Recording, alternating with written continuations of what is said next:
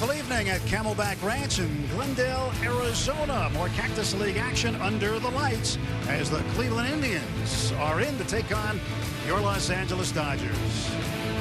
Hi again, everybody. Along with Oral Hershiser, I'm Tim Neverett. Alana Rizzo will join us shortly. It's getting late in spring training. The Dodgers are getting some key contributors back. Walker Buehler starting tonight. Corey Seager will be in the lineup tomorrow night against the Cubs over in Mesa. But tonight is Buehler's night. It's one thing to say everybody's progressing. It's another thing to see him starting in the game. And as Walker Buehler takes the mound tonight, that is good results. Seager tomorrow, that fun doubleheader of today and tomorrow, that's kind of fun too to know those guys are back at it. There's other news around camp of guys progressing and getting healthy, but the fun stuff tonight is Walker Buehler. The last time we saw Buehler pitch in a game, it was Game 3 of the World Series at Dodger Stadium, and he was absolutely sensational. That game took 18 innings and 7 hours and 20 minutes ultimately, but at the beginning of it, in the first 7 innings, he was awesome. Well, Walker Buehler has responded. You check all the boxes when you look at young pitchers that have a chance to do something very special. They have great arms, they have great stuff, they perform in the regular season, but the last box you have to check with the great ones is can they do it under the big stage in the bright lights. Walker Buehler proved that last year. He had an amazing postseason, and he goes tonight against Shane Bieber of the Indians. Plenty of youngsters getting ready to take in some spring training baseball. Lineups and first pitch coming up. Welcome back to Camelback Ranch. Just about set for the start of this ball game. Dodgers and the Indians. Before we have the first pitch tonight, let's send you downstairs and check in with Alana. All right, happy birthday to you, Tim Neverett, and also happy 31st birthday to the Dodgers ace, Clayton Kershaw. We've already established he is not going to be the opening day starter, and earlier today, Dave Roberts told us he's not even going to be on the opening day roster. Clayton Kershaw will start the regular season on the IL, the injured list, formerly known as the disabled list. Dave Roberts said that if he was going to be on the roster, he would have been the starter. Again, Clayton Kershaw is not injured. He's just not built up to where he needs to be to make that opening day start. Again, yesterday, in case you missed it, they also ruled out tonight's starter. Walker Buehler will also not be the opening day starter. It remains the million-dollar question is who is going to get the nod on the 28th. Well, Lexington, Kentucky's own Walker Buehler going out there tonight, and we will see who's going to get the nod on the 28th. But look at Buehler's numbers last season. Again, 8-5, 2.62 ERA. The opponent's average, very impressive, under 200 or 193. He's a lot of fun to watch pitch, and especially when healthy, and that's what he is right now, or he wouldn't be under these lights. Walker Buehler has the electric stuff, able to spin the ball, and great foundation as far as mechanics now and rhythm. So you're watching a young man that is producing at the big level, at an elite level, and is still learning, but has a great foundation and a great future. So Buehler ready to go. He will face Hanley Ramirez, who is in the DH spot and leading off. Terry Francona would not normally use him as a leadoff hitter, but trying to get him an extra bat early in the game by leading him off tonight. Here's Buehler's first offering, and it's up high, ball one. First pitch, 7:05. Temperature 79 degrees. 79 degrees at game time at 7:05 in the evening. Just very, very pleasant here at Camelback Ranch. 1-0 gets a swing and a miss. And Ramirez let go last year by Boston midway through the season. In fact, they got off the plane, off the bus, back to Fenway Park at 3:45 in the morning. He was told he wasn't coming back. And sat out the rest of the season. And sat a long time during the free agency period before the Indians gave him a chance. Quite an opportunity right here to show that he has the bat speed to catch up with Walker Buehler's fastball. Getting that leadoff spot to get extra at bats. You don't wish for this at bat. 1-2. Down it outside. So Buehler, who has really opened up a lot of eyes in terms of the national picture. People around the Dodgers know what he can do. But the more that he does, and on the big stage as he did last year, not just in the World Series, but in the NLCS and in the NLDS as well, plus game 163. He had the ball in some very big situations for such a young pitcher. He had a great attitude through the whole thing. He kept his normal game face. throughout the regular season and then took that right into the playoffs. It wasn't like all of a sudden you saw him melt down or try too hard in the playoffs. Payoff pitch popped back and out of play.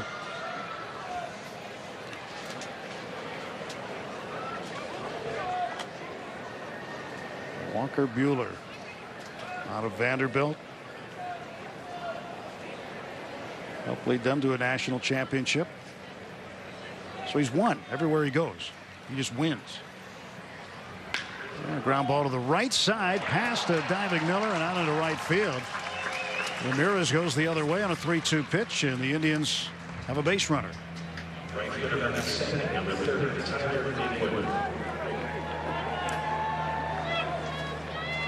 Again, we expect 3 innings or 45 pitches thereabouts for Walker Buehler tonight.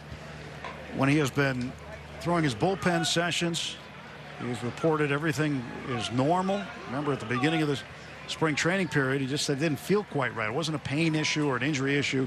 Just didn't feel quite right.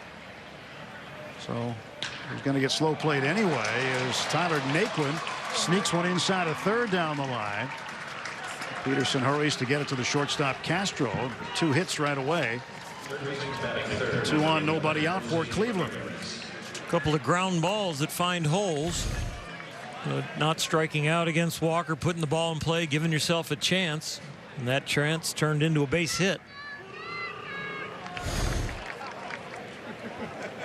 Naquin, the right fielder, aboard, and here is Jose Ramirez. Switch hitting third baseman. 270 in spring training, 1 home run, 6 runs batted in during the regular season last year. It was very, very good. And he has had the letters MVP in a conversation over the last 2 years. He's been in the conversation anyway, hasn't won it. Top 3 in American League voting in each of the last 2 seasons.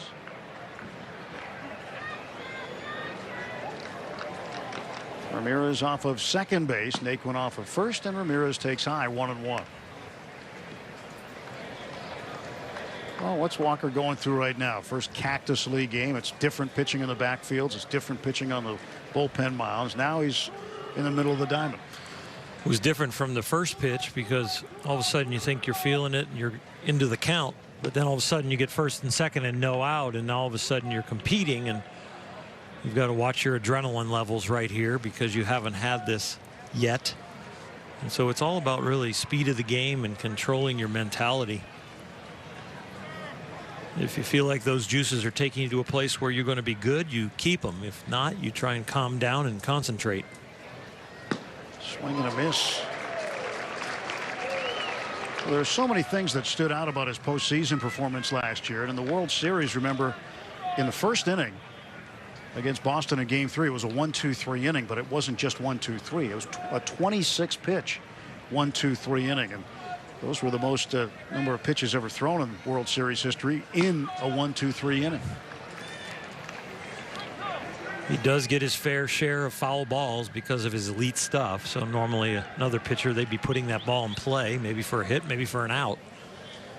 So those foul tips can add up. And yeah, that was a long, arduous inning. A long, arduous game. Ultimately, yeah. Ultimately won by the Dodgers. Ramirez chases high, and he goes down swinging. And strikeout number 1 for Buehler. Velocity gives you a chance to have a bigger spray pattern. Hitters have to be slightly more anxious than they'd like to be. Quicker decision. Is it a strike? Is it a ball? Can I hit it? Walker Buehler gets the benefit of all those things. Jake Bauers, first baseman, figures to be the starting first baseman now for the Indians. 2 on and 1 out. Top of the first inning. Fouled back, and that's strike 1. Now, Buehler was actually drafted out of high school in Lexington, Kentucky by Pittsburgh. And he didn't sign. That was back in 2012. 14th round pick. Can you imagine if he signed as a 14th round pick, what a steal that would have ended up being? I'm sure he was that low in the draft, not because of ability, but because of signability. To Vanderbilt. There's a ground ball to Miller. Goes to Castro, 1. That's all they'll get. A slow developing potential double play. They get 1 in the middle. Hanley Ramirez advancing to third. Brad Miller there in time, just not clean, getting it out of the glove to feed it over to short. So this kind of breaks down right here after he catches the ball. You just see the little stumble as he turns towards second base. Little hitch in the giddy up. Kevin Plawecki, the catcher, former New York Met, came up with the Mets, started in the New York Penn League in 2012 with them and worked his way to the big leagues. Last couple of years really split time between the Mets and their AAA club in Las Vegas, which is now no longer a Mets affiliate, now affiliated with the A's. Dodgers were there for a while in Vegas.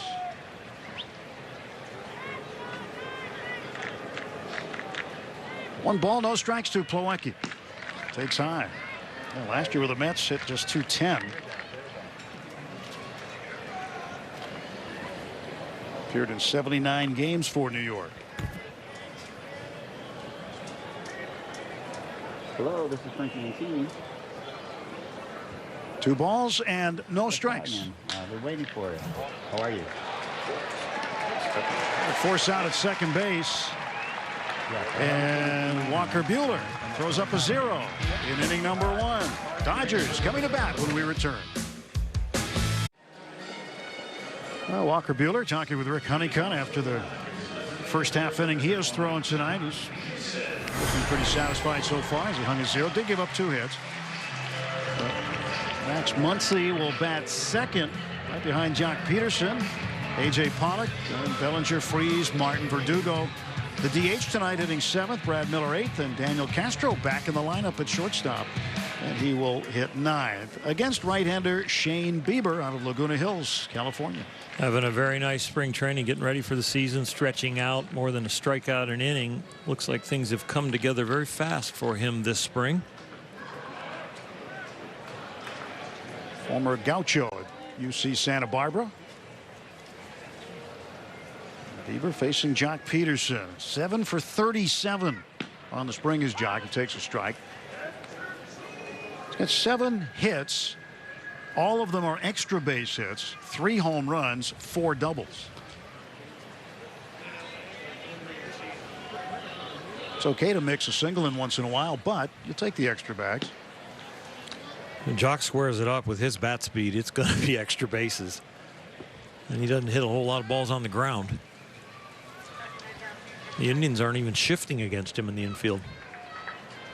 Against the Brewers on Sunday, he hit a leadoff home run into the right field bullpen, visitors bullpen.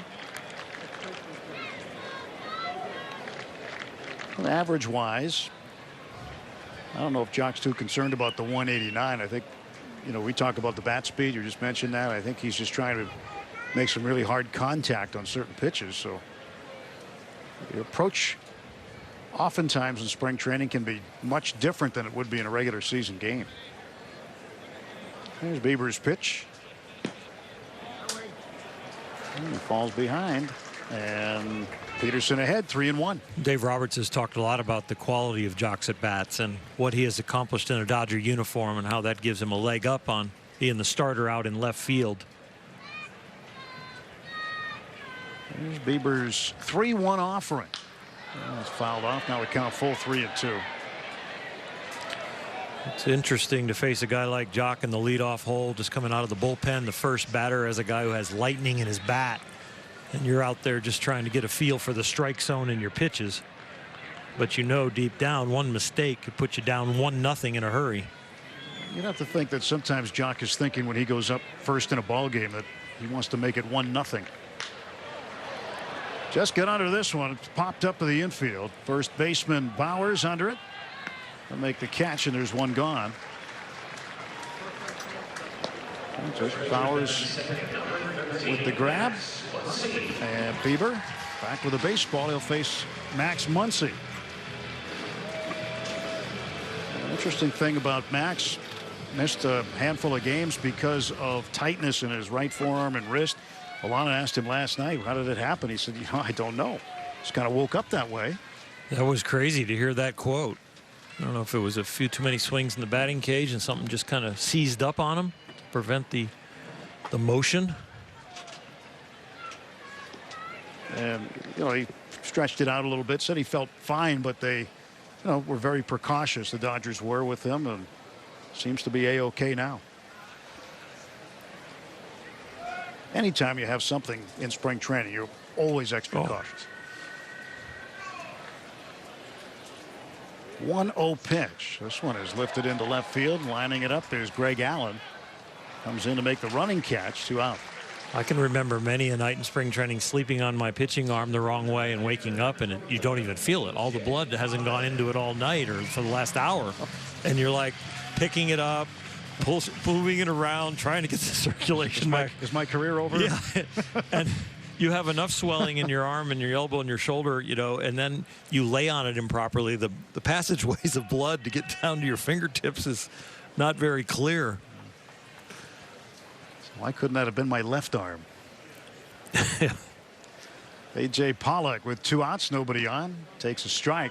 Well, believe me, I learned to sleep on my left side and have the right arm on top, but you still, if you thrash around a little bit, you might end up on your right arm and you don't even know it.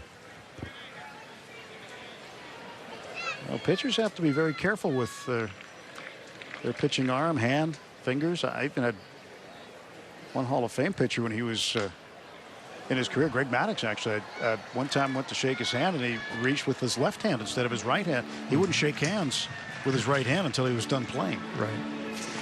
Yeah, on the Dodgers for a little while when Mr. O'Malley was the owner, Peter O'Malley, we had a pinky shake after something good, and Mr. O'Malley saw those kind of getting out of hand, and he came up to me one day and he goes, you and the pitchers, no pinky shakes. Got to have rules. 0-2 coming to A.J. Pollock from Shane Bieber. A.J. wants time.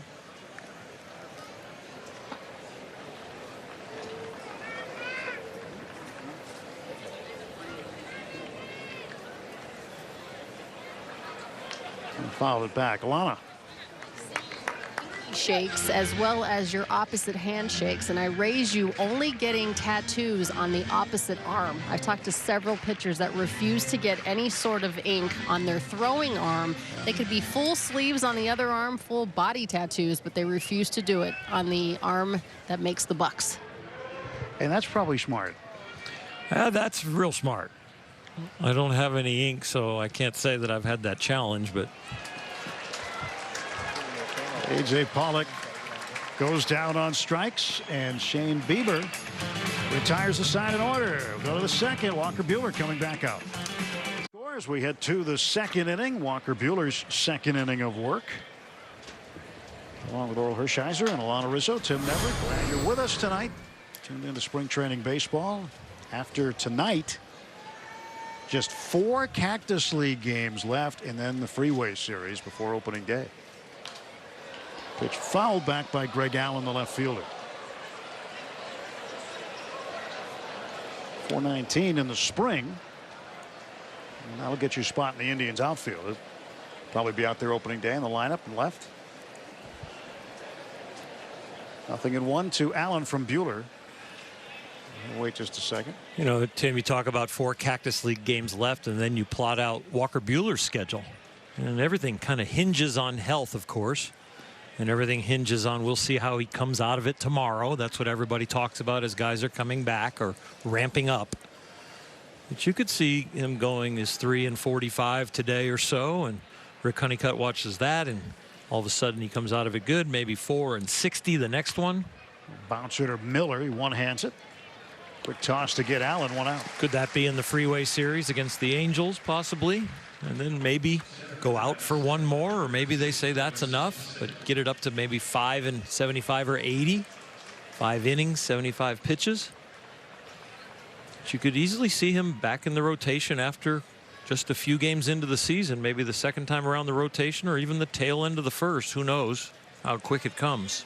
And might be able to go a start. Probably wouldn't be stretched out enough for anybody to feel comfortable with him going extremely deep into the ball game, but he can get you a lead through 5, maybe 6. Trace Thompson, former Dodger, up there. Trace had some injuries here with the Dodgers, but when he first broke into camp, he made a big splash. A strike from Buehler. It'll be interesting to see how the Dodgers map out the first week of the season, week plus, really. You've got 3 divisional opponents right out of the chute. Arizona first, then the Giants, then on the road at Colorado, before playing in St. Louis after that. Well, with the slow start last year and all the injuries to the pitching staff and the big injury to Justin Turner for the offense, they got off to a very slow start. So motivational speeches and recall of the beginning of last season will be easy for Dave Roberts when he addresses the club. Right by him. Oh, Buehler's got some hop on the fastball. Thompson down on strike. Second strikeout for Buehler tonight. His simulated game, he was in the high 90s with a fastball, and I would bet that one was above 95, 96. That one just exploded out of his hand.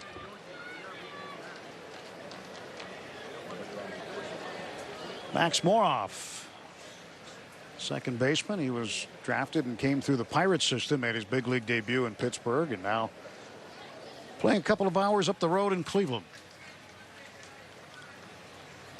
You know, you go back to that Game 3 start in the World Series for Buehler. I think his first pitch of the game was about 97 miles an hour. I think his last pitch in the 7th inning was close to that. 7 innings, 7 strikeouts, no walks.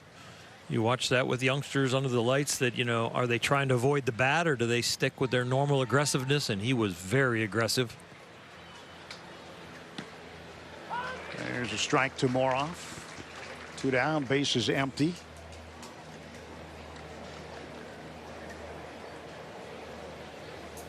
There's Buehler, delivers home.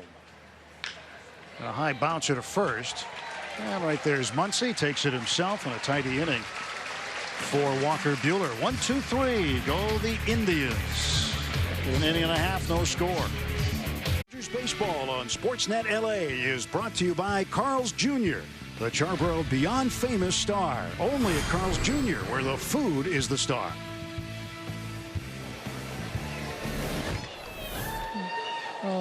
Nice night for a ball game and a snack. What's in the bag? She might be in the bag. It almost fell in. Well, we're back here, and here is Bellinger as Cody takes strike 1 from Shane Bieber. Bottom of the 2nd inning. Dodgers went in order in the top of the bottom of the 1st, I should say. The Bellinger, Freese, and Martin this half inning. The Indians have shifted 3 to the right, playing Bellinger to pull. And he does pull it. But over there to grab it is Eric Steinmetz. Steinmetz, the shortstop tonight, is playing on the right side, and he throws him out. So 6-3 on the putout, 1 gone. Well, so far, your assessment after 2 innings of Walker Buehler. First inning, a little up in the strike zone with the fastball. The cutter / slider was getting pulled a little bit, but found enough good pitches to get through it. The last inning was more what we're used to seeing with him, being down in the strike zone when he wants to be and up in the strike zone when he needs to be. Well, he threw that high fastball to Thompson to strike him out. I mean, that was just straight gas. I love to see the face and the smile and talking to teammates and Rick Honeycutt down there. That means that the body and the arm are feeling great, and he is into spring training baseball fully. David Freese, a swing and a miss. Freese's former teammate just got a nice new deal today. Probably heard of the guy, Mike Trout. Yeah, I heard it's a pretty good deal. He's not the only guy. 1 ball, 2 strikes. When you see $430 million for a contract, you start to think, who's going to be the first billion-dollar player?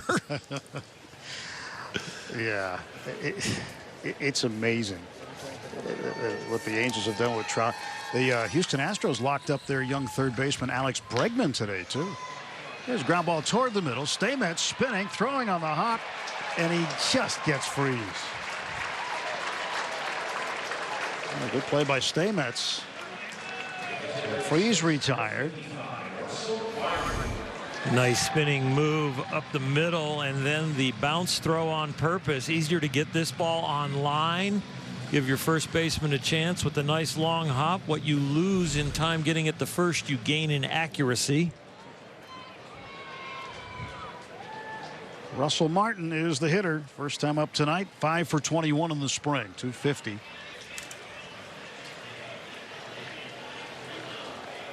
First pitch coming to Russ from Shane Bieber. Breaking ball in for a strike. Now the numbers on Trout's contract just mind-boggling. And it starts this year. It's not like an extension that he got an early raise.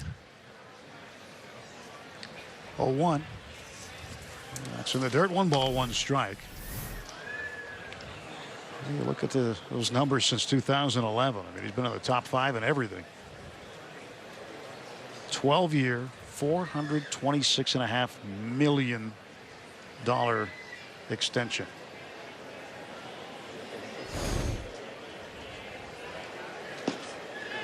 Strike to Martin. When you say million, you just want to say it like Dr. Evil, don't you? $1 million. Take that in large bills, please. You walk in to cash your check. There's a 1-2. There's a bouncer to the left side. That is grabbed by Ramirez. He sets his feet and gets it there just in time. 6 up, 6 down for Shane Bieber. And after 2 full, Indians. Spring training baseball is live with MLB at Bat. Follow the action through game day, watch video highlights, and track stats, standings, breaking news, and more. Download MLB at Bat now. Walker Buehler starting his 3rd inning of work. He has thrown 30 pitches so far. So 19 in the first, 11 in the second. Right on schedule. 18 strikes. Not filling the strike zone quite up to the level that he will in a regular season, I would bet, just because of the little erratic command in the first inning, but really settled in the second.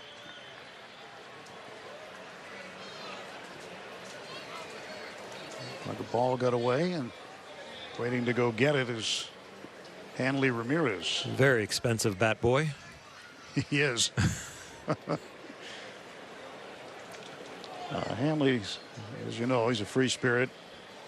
Likes to have a good time. He's been all over the diamond, though, but when he was younger, an excellent shortstop. 1-0 to Stamets. He fouls it back. Stamets, who had some work in the field last inning.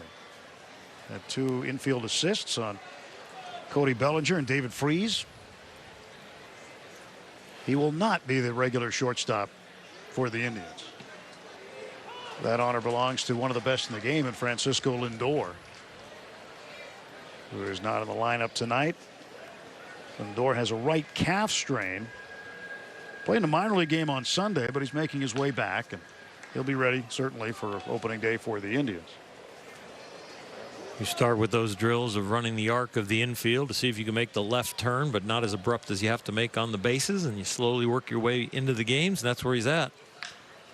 Stamets hits this one in the air to center field. Coming in is A.J. Pollock, and that is out number 1 for Cleveland in the top of the 3rd inning. Yeah, Lindor, 38 home runs last season. That's the most in Major League history by a switch-hitting shortstop. So he's going to be one of the all-timers when it's all said and done. Hanley Ramirez has some pretty good career numbers.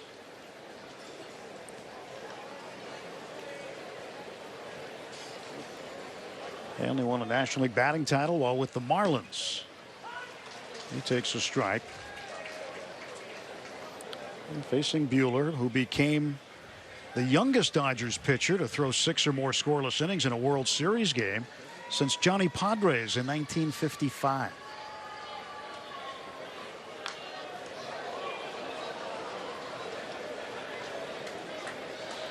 Between Walker and Julio Urias, you've got some really good young arms that are looking like they're on the edge and have shown production of being very good for a long time.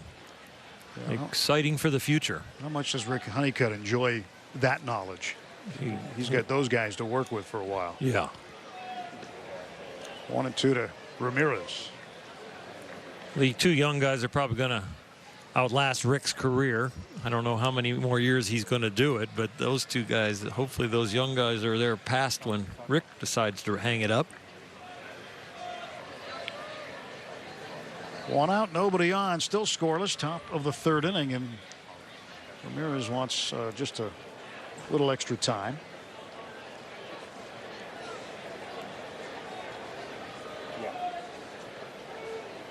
Now the 1-2. 2-2. Another interesting note about Buehler in his World Series performance in Game 3. It's one of 3 pitchers in World Series history to throw 7 or more scoreless innings, allowing just 2 hits or fewer without walking anybody. And the other 2 are pretty notable. Tom Glavine? No, 2-2. This one's drilled at left field and deep. Back to get it. Peterson. Nice running catch for Jock. And Hanley Ramirez retired. Greg Maddux? Nope. No. This was a very good at bat from Hanley Ramirez. It got put in a hole with a borderline curveball, got thrown a high fastball that he couldn't catch up to, took a low and away fastball, wasn't too anxious, and stayed off of that, and then squared up that ball. Nice play by Jock Peterson also. Here's Tyler Naquin. Strike one to Naquin. To answer your question, most recent guy to do it was in 2000. It was Roger Clemens for the Yankees in the Subway Series in the game with the Mike Piazza bat incident with the Mets. Okay. The Yankees. That was the last guy to do it. And prior to that, you have to go back to Don Larson's perfect game. Wow. 1956 for the Yankees against Brooklyn. That was Game 5 in 1956. 1-1 inside. And then there's Walker Buehler. Mm-hmm. So he's in select company again. 7 or more scoreless innings, allowing only 2 hits or fewer. No walks in a World Series game. That's the caveat right there. The hook is the no walks.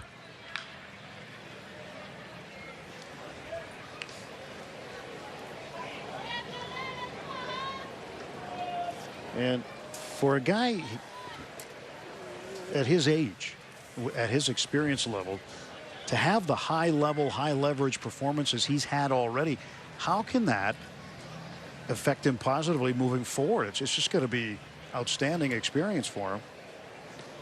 Julio Urias talked about it, just the few innings that he got and pitched well in the playoffs last year in World Series, and Walker Buehler got even more experience than that.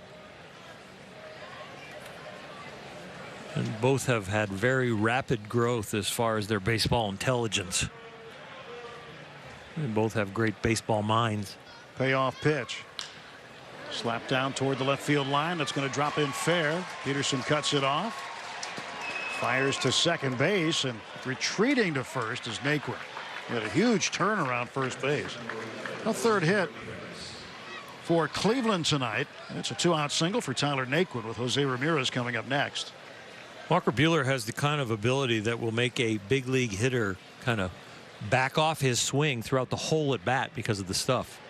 Well, Dave Roberts was giving Buehler a chance to get Naquin out, but 46 pitches, so he's right at his limit. Did not quite make the 3 full innings. Well, he was a strike away from doing that, but good start for Buehler in his first. Book still open on Buehler. 2 outs runner at first base, but 2 2/3. Skipper gives him a hug.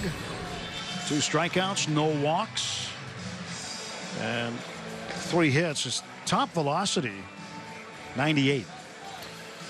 He's healthy. He looked good. They accomplished everything they wanted to today and got him out of there healthy. He got his work in, and he looked very, very good.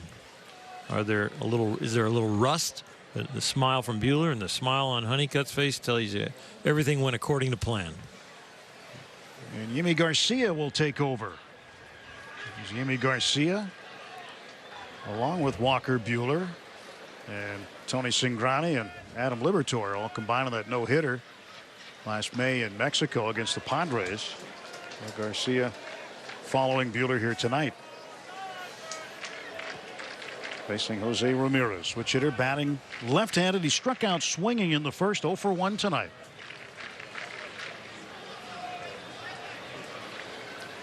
Naquin is the runner at first. 2 men out for Cleveland. Oh, good looking hook there. Garcia was away from the team for a couple of days, we understand, taking care of some family business, but back today and back on the hill. Back locked in. He's had an outstanding spring training and really in a battle for a lot of different jobs down there in the bullpen. 0-2 up high, trying to get a chase. 1 ball and 2 strikes. Fully healthy, strong. Not only the point where the velocity is back and the ability to spin the ball, but the location is back. Sometimes to create the velocity again, to get back where you used to feel like you pitched, you try so hard that you lose your location, but he's got it all. A looper over the head of Castro into left field, a base hit. Naquin heading for third, throw by Peterson, not in time. Boy, Tyler Naquin took a huge gamble there. Not necessarily the play a base runner wants to make. You don't want to risk making that last out at third, but a hand first slide just beat the throw. Little jam shot, so the ball doesn't have that much velocity as it gets towards Jock, and he charges it very well, makes a nice backhand turn to set up the throw. Accurate throw, but just in there in a nick of time. Do not make the first or third out at third base. You're already in scoring position at second, but the risk paid off right there. I'm not sure you want to do that very often. Veteran umpire Bill Miller right on top of that call. So Naquin got away with one. Runners at the corners, 2 out for Jake Bauers. Swing and a miss. Now for Buehler. Let's map out the next few days for us that he'll have to go through. Well, if they put him on a normal regimen and he wants to go with 4 days off, then they would have a normal side work in between, but they're definitely not going to lay anything out until they see how he wakes up tomorrow morning, comes into the trading room and reports how he feels. Plays a little catch. Most pitching coaches and managers have chalkboards, dry erasable boards, and pencils with erasers. So when they're plotting things out, everything can be moved around according to performance and health and how guys are feeling. So they can tell you the plan, but there's always an eraser somewhere. 0-2 pitch now to Bauers from Yimi Garcia. It's a little high. Well, Rick Monday showed me the pen that he uses that erases like a pencil. Has he ever shown you that? No. Maybe some pitching coaches ought to use those. Yeah. Well, he's got erasable ink. So if you don't touch it with the eraser after, let's 24 hours, it hardens enough and it's there for good? I don't know. Maybe. I didn't ask him that, but if that's what he keeps score with. There's a shot up the middle and a base hit. Naquin scores and the Indians on the board, 1-0. That will close the book on Buehler, who'll be charged for an earned run.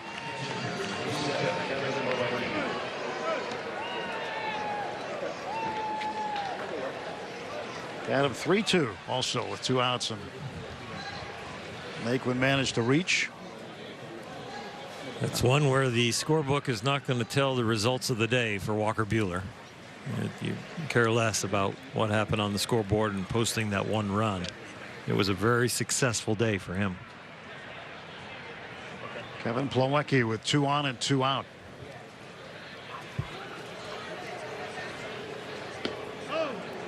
Pitch in the dirt, nobody going anywhere. Russell Martin blocks it. Full cross up right there. That ball was in the air the whole way, and Russell Martin's got to go out there and talk to him about the signs. This is a fastball, and Russell thinks it's going to be a breaking ball. He turns the glove over, gets on the heel, and he immediately looks up at Yimi going, okay, let's get this straight on the signs. One of the subjects that Major League Baseball's experimenting with, to maybe have another way that the catcher and the pitcher communicate, maybe electronically. Yeah, there's some kind of a watch or wrist device that they've been testing this week in Florida. Let's see if the catcher can relay the signs to the pitcher without anybody having to see anything. Sign stealing has gotten so sophisticated that now pitchers and catchers have to have 2 and 3 sets of signs, and this deep into spring training you're starting to use multiple sets. Palicki takes low. There's lots of ways you can use signs. That, of course, with nobody on, it's easy, just whatever it is. But last year we started to see many catchers and pitchers using multiple sets of signs with nobody on base. And that is because teams felt that there were too many cameras in the buildings. I think it's a great thing even to do it with nobody on. A, if you still think there's some espionage going on, and B, you're getting into that same rhythm of looking at 4 and 5 fingers coming down, maybe some body language signs for an indicator, different things that happen, that you're getting that same rhythm of communicating so that when the guy gets on second, all of a sudden the world doesn't become more complicated when there's the most pressure to prevent the run. 1-2 pulled foul, and now in the offseason Major League Baseball took great pains to go through a large exercise that they hope works, where every camera in every stadium essentially is registered and accounted for. Where the cables go to is accounted for, and the people who handle the replays for the teams will be monitored.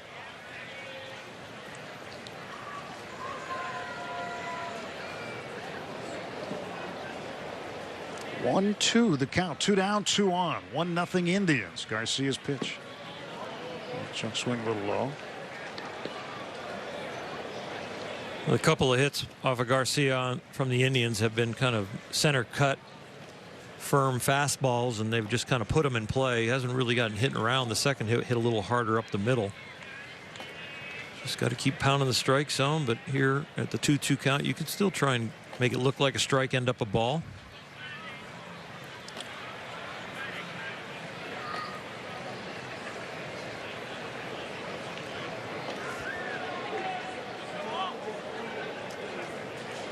Big night for the bullpen guys tonight. They know they're going to see plenty of activity. Ground ball left side, right there to get it. Freeze, throw, good. 1 run on 3 hits, 2 left. Super play by Freeze. Well, tonight was Walker Buehler's debut in the Cactus League. 3 innings, 46 pitches, really 2 2/3, but showed some good stuff. Trace Thompson going down swinging there. You got Jose Ramirez before that. Do some ground ball outs. He charged for 1 run on 3 hits. Did not walk anybody tonight. So you'd have to think a successful debut for Walker Buehler.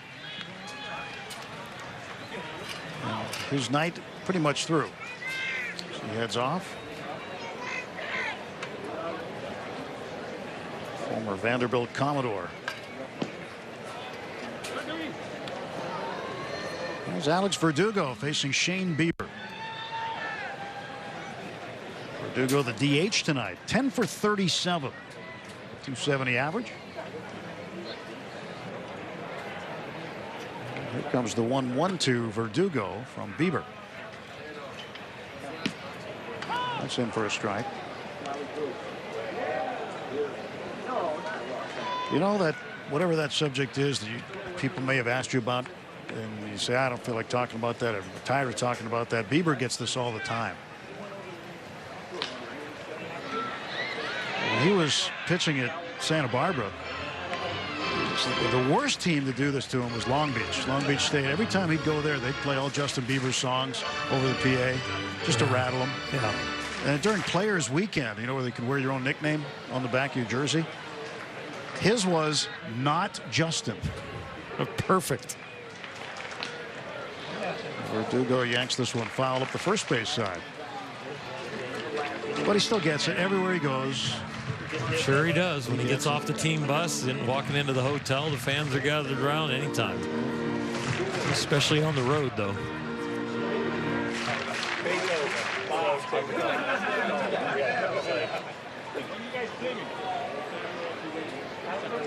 Here is the Bieber pitch. And this one hit a lot sharper down the first base side.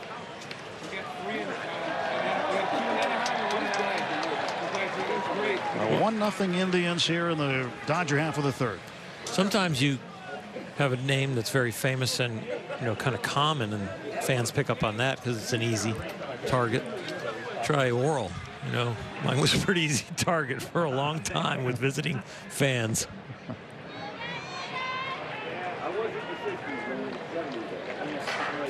Martina Navratilova saved me as far as when I'd hear all the ripping on the road. I ended up doing a commercial with her one time, and we were sitting having a sub sandwich while shooting wasn't going on, and she said to me, "Oral, do you know what your name means?" And I said, "I really don't." And I know I've heard toothbrush and all the other different things, but she said it means eagle in Slavic. I go, "Thank you, thank you for letting me know." Give me a little bit of ammo when people tease me. You should have been nicknamed the Eagle instead of the Bulldog, though. Yeah, that Bulldog can fly. Oral the Eagle. Yeah, sounds a little better. Don't tell Tommy. That's good, though. That's one to remember. Did not know that. Yeah. That's the umlaut over the E. O-R-E-L with the umlaut over the E. Brad Miller with one out. Swing and a miss. Verdugo, of course, going down on strikes. But Miller hit a home run yesterday over in Surprise. Solid home run in the 7th inning. He's got 2 home runs this spring. He's in an interesting spot, too, because he does have an opt-out after spring training, but it may or may not be that cut and dried. You know, whether he makes the team, whether he doesn't make the team. But guys who are in his situation where there's no guarantee at this point in time, they might be wearing a Dodger uniform now, but they're still playing for a job somewhere. Maybe with the Dodgers, maybe not. In 1999, I had a chance to have an opt-out and go to spring training with the Cleveland Indians. Came to the under camp and had a conversation with John Hart, the then general manager, and I said, "I have an offer to go be a New York Met." And I had an opt-out, and he said, "Well, you're going to make our team. We just don't have a spot for you in the rotation." But the Mets were offering me a spot in the rotation. I thanked John and became a Met right then, right as spring training ended. So you don't know how the negotiation goes or the invitation goes, because there can be some caveats to the invitation. One out, base is empty, and a 2-2 pitch from Shane Bieber coming up to Brad Miller. Miller had some time with the Brewers at the end of the year last year. Into right, and that's a base hit.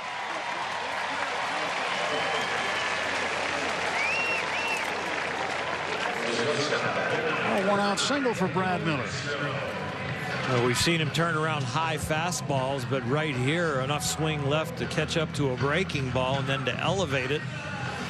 What you mean by having enough swing left is that he's on it enough to hit this ball in the air. A lot of times you get out in front of a breaking ball and you have a tendency to roll over and hit the weak ground ball, but he had enough left there and body control and back control to get under that, get it out to the outfield. Well, Daniel Castro, the number 9 hitter, he's been seeing a bunch of time at shortstop in recent games, just kind of being a placeholder, I think, until Corey Seager comes back tomorrow against the Cubs.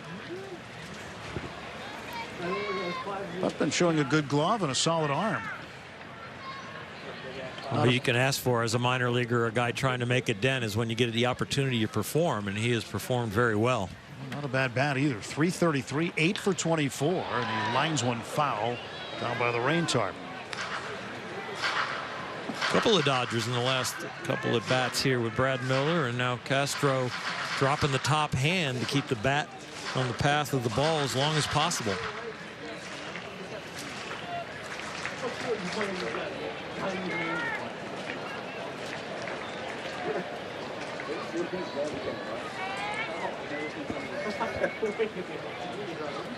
Bieber ready to go. And this one is looped out into shallow left center field. He's going to drop for a hit. Stamets got out as far as he could, but ball was just out of his range, and Castro's got himself another hit. Little bloop ends up a hit because of the good base running of Brad Miller. He gets out there about 3/4 of the way to second base, shifts his momentum back to first as the ball is dropping, but then realizes it drops and he's far enough out there So when he sees that ball hit the ground, close enough to second to get in safely. Tying run in scoring position. 1 out, top of the order, back up Jock Peterson, 0 for 1.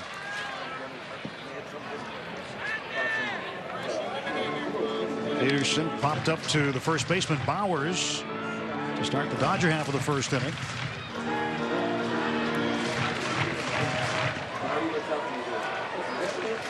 Castro at first and Miller at second base. Unmistakable because he's got the old-fashioned stirrups on.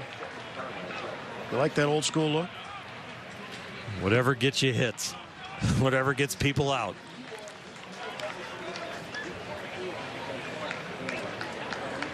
He's always worn his socks like that. No batting gloves. Kind of a throwback style-wise.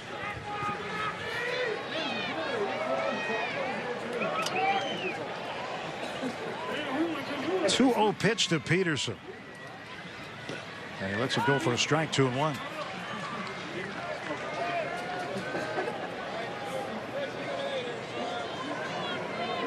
Peterson just getting some clarification from Doug Eddings, the home plate umpire tonight. Bill Miller, Mark Ripperger, and Nick Lentz, the base umpires.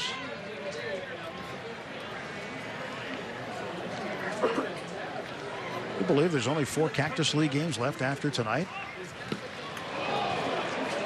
It's always gone fast for me, and the closer you get to opening day, it really starts to speed up.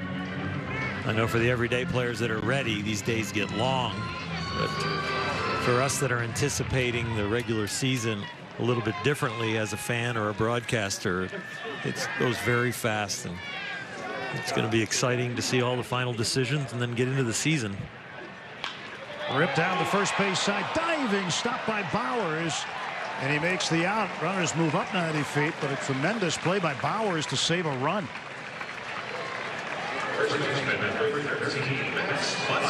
Peterson stung it down the first baseline. He probably thought off the bat he had enough to sneak it by Bowers.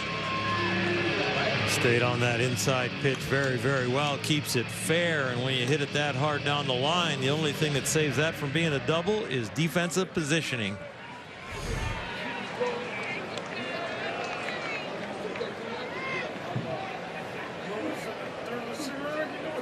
Chance for Max Muncy to do some damage.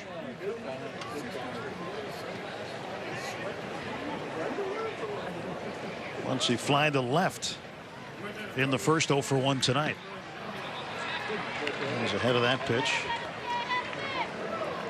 Beaver had 22 pitches combined in the first 2 innings when he retired the sides in order. This inning he has 22 pitches.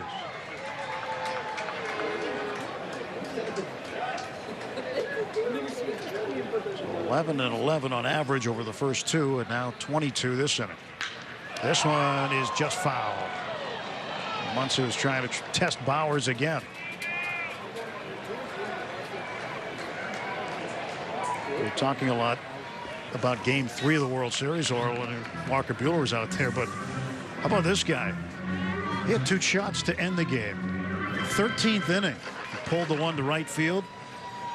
And depending on what side of the stadium you were sitting on, it looked like it was gone.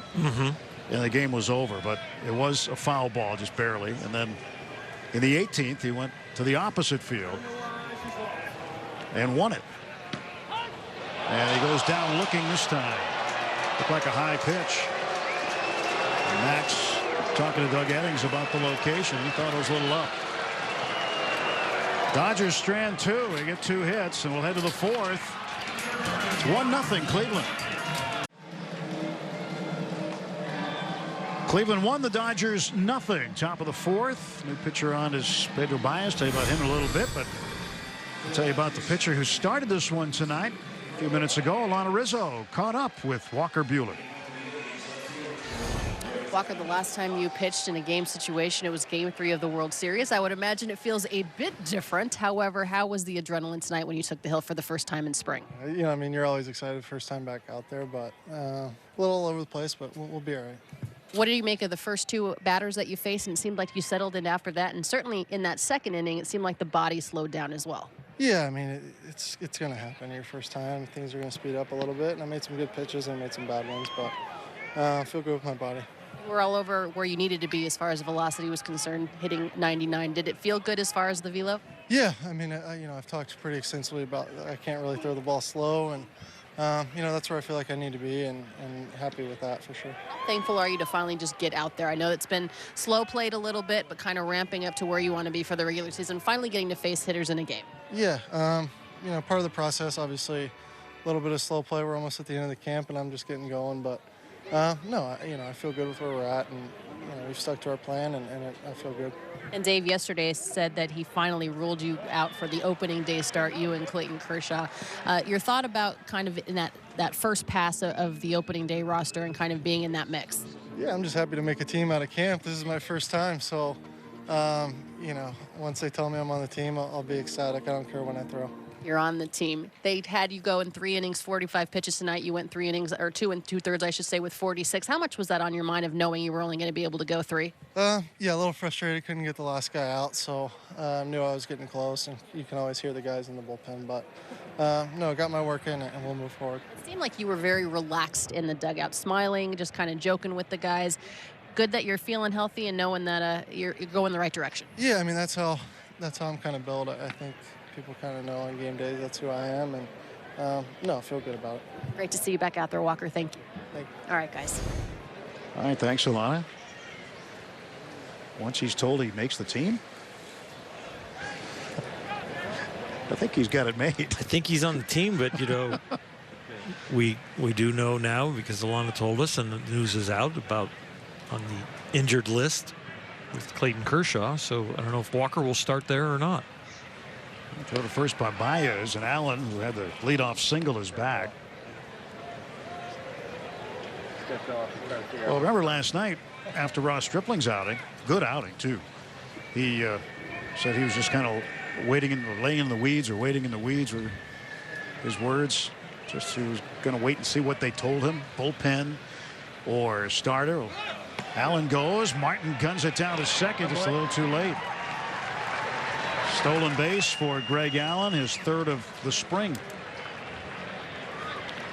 He had 21 steals last season. That was the most by an Indians rookie since Kenny Lofton swiped an amazing 66 in 1992. You can see why. Exceptional lead and jump. Would have had to have been a perfect throw.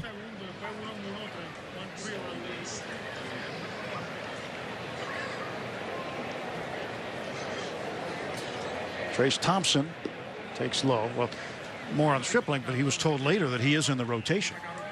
So after we talked to him, or Alana talked to him on the air last night, apparently he was told, yeah, you're going to start the year in the rotation. So that was good news for Ross Stripling.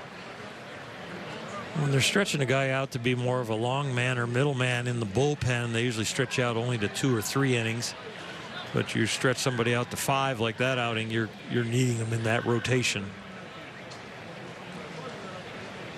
3-0 from Pedro Baez to Trace Thompson, and Allen heads for 3rd.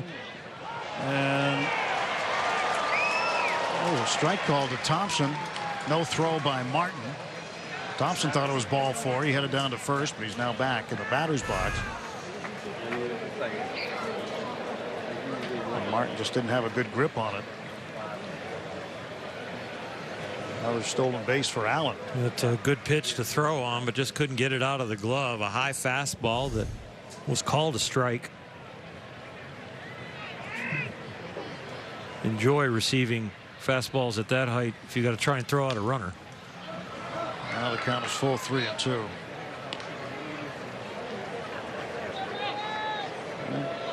Pitchers have to help the catchers too in terms of holding the runners and controlling the running game. When you have a speedster at second base, what do you think about? What goes through your head as a pitcher and trying to hold him? The first thing I would think about is Pedro really worried about that right now, or is he just working on getting his work in and not really speeding up the delivery and worried about the running game?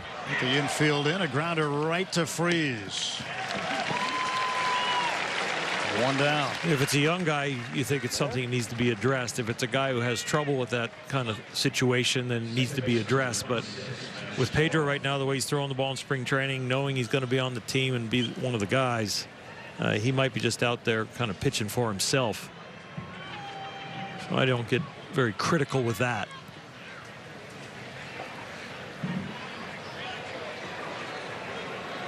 You can really look at all this stuff in spring training and think, you want to analyze it to the nth degree, but you've got to understand the motivation and the checklist of the player, whether he's hitting or pitching or fielding at that point in spring training.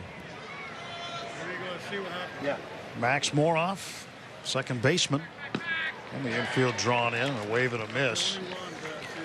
One of the things I really love about Pedro Baez is change as a pitcher and growth as a pitcher. I mean, right there, a lead-off pitch of a changeup for him is something that is just new and different, and then to get him to throw back-to-back sliders or back-to-back changeups has been a lot of his growth.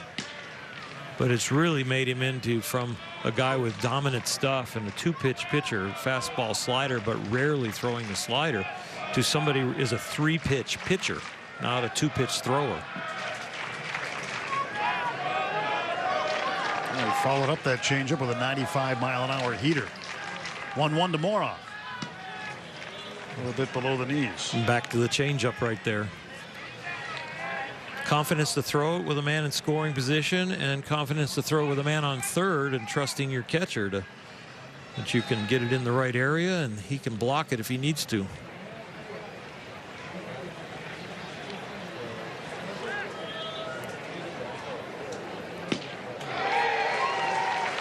Pull the string again. Getting that swing and miss. That's a good swing and miss pitch for Baez. Well, everybody steps into the box against Pedro over the last few years and turns it up a notch. Now they're going to have to think along with him and look for multiple pitches. Baez, who in 2013 converted from third base to the mound.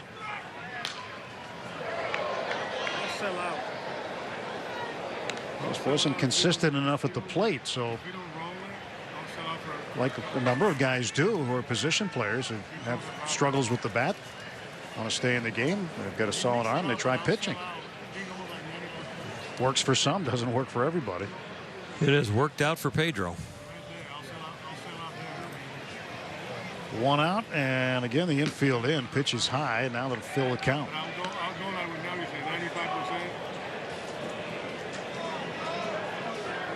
3 balls, 2 strikes.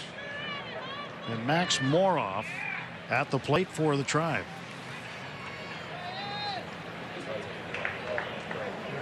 There's the payoff from Baez. He got him swinging. Took enough off of that one. So he's got good separation from the off-speed stuff to the fastball. This one came in at 88. Well, the sequencing is completely upside down for somebody who scouts Pedro Baez. Usually the off-speed stuff is something that he might use in ahead of the count situations, or maybe a place where he could bounce it. There, the fastball was almost the setup pitch, and the pitch that he threw strikes with and got you out with was the changeup. That was the predominant selection. Eric Stamets, the shortstop, batting. The Indians right now 1 for 7 with runners in scoring position. 1-run lead here, 1-0. Strike. Good depth on that slider. He's got a good mix of fastball, change, and slider. And again, we talk about the separation and location. And this time he got Stamets. Reached back for a little extra and got a pitch that got away from him a little bit. Good job turning the correct way to not get this one in your head, kind of turn in. Got the elbow pad maybe. No elbow pad there. Yeah, there it is. Maybe the top of it where the Velcro is connected.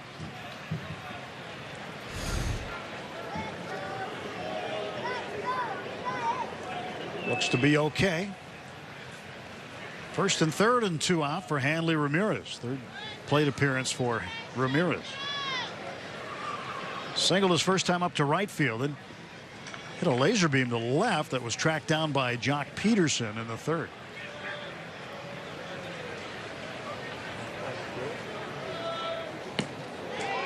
He took a healthy cut. 95-mile-an-hour fastball.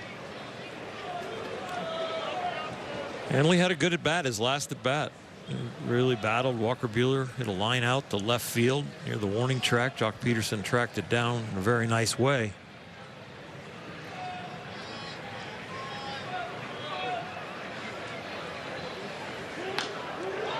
Strike 2 to Ramirez. So Baez gets ahead of him.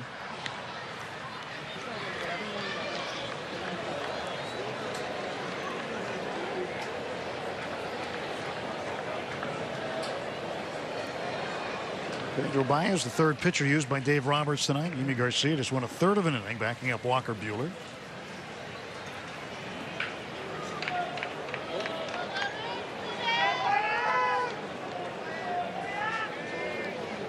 For a manager, these games are more scripted than they are strategized about.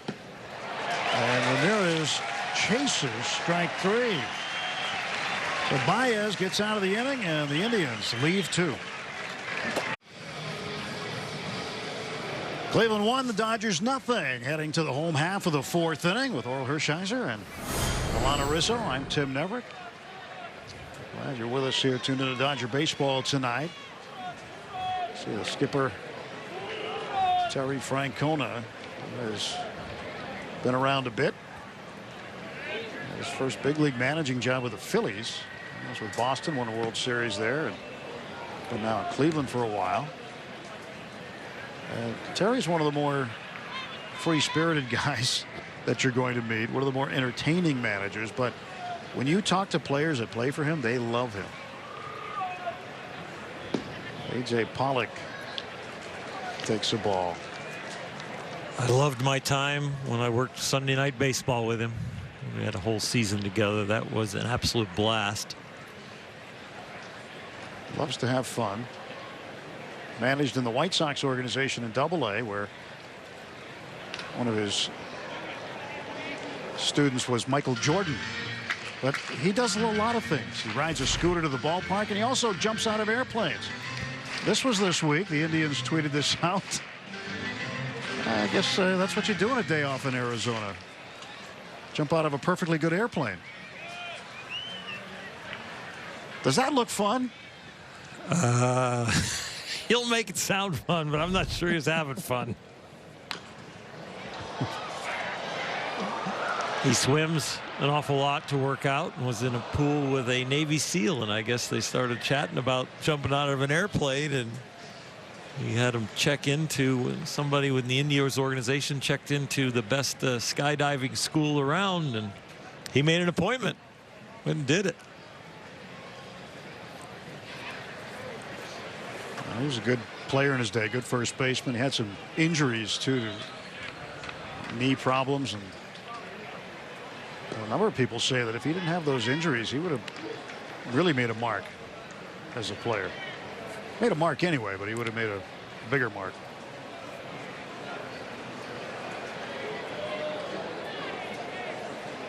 Right now, he is the second most winning manager actively, behind Bruce Bochy.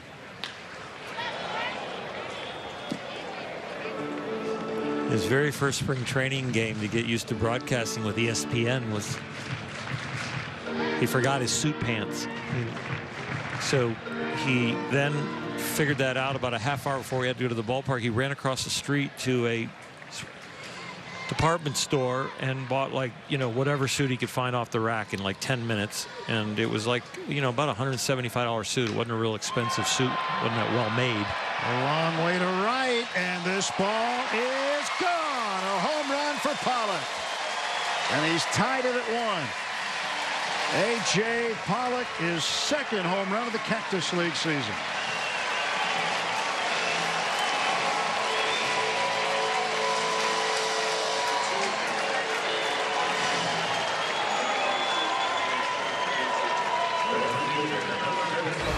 We'll look at the Carls cam and watch this opposite field shot again. Right-handed power hitters will tell you they feel the best when they are driving the ball to the opposite field, and that's exactly what Pollock did with this one.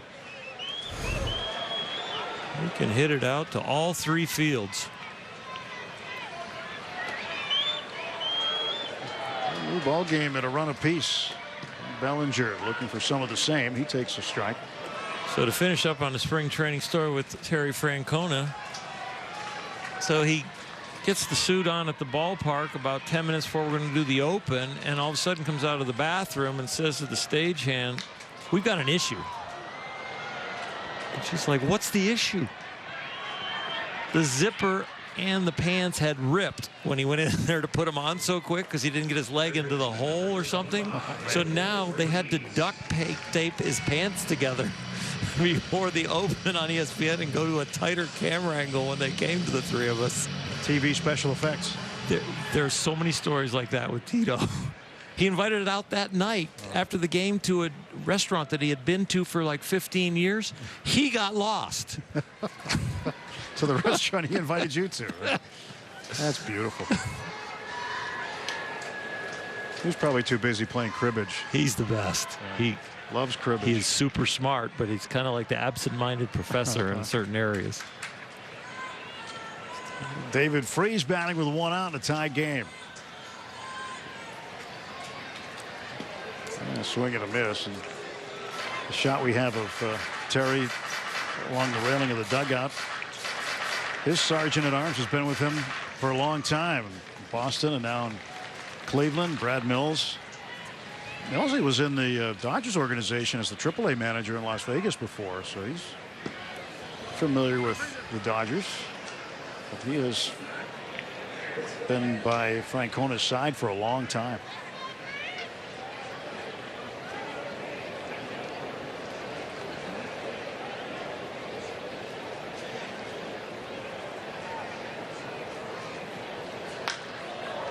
Freese pops this one up, shallow right center. Backpedaling more off, and he gets called off by the center fielder, Thompson. Trace Thompson hauls it in. 2 out for the Dodgers in the 4th.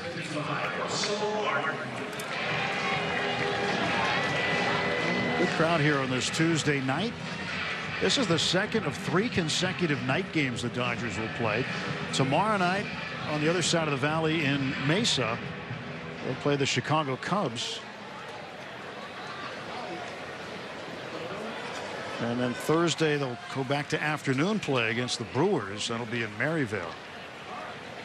There's Russell Martin swings and misses. Speaking of the Brewers, Oilers, some chatter tonight about maybe closer Craig Kimbrell ending up with the Brewers. As if they don't have a good enough bullpen. They've got some flamethrowers out there, don't they? Russ takes the ball 1-1.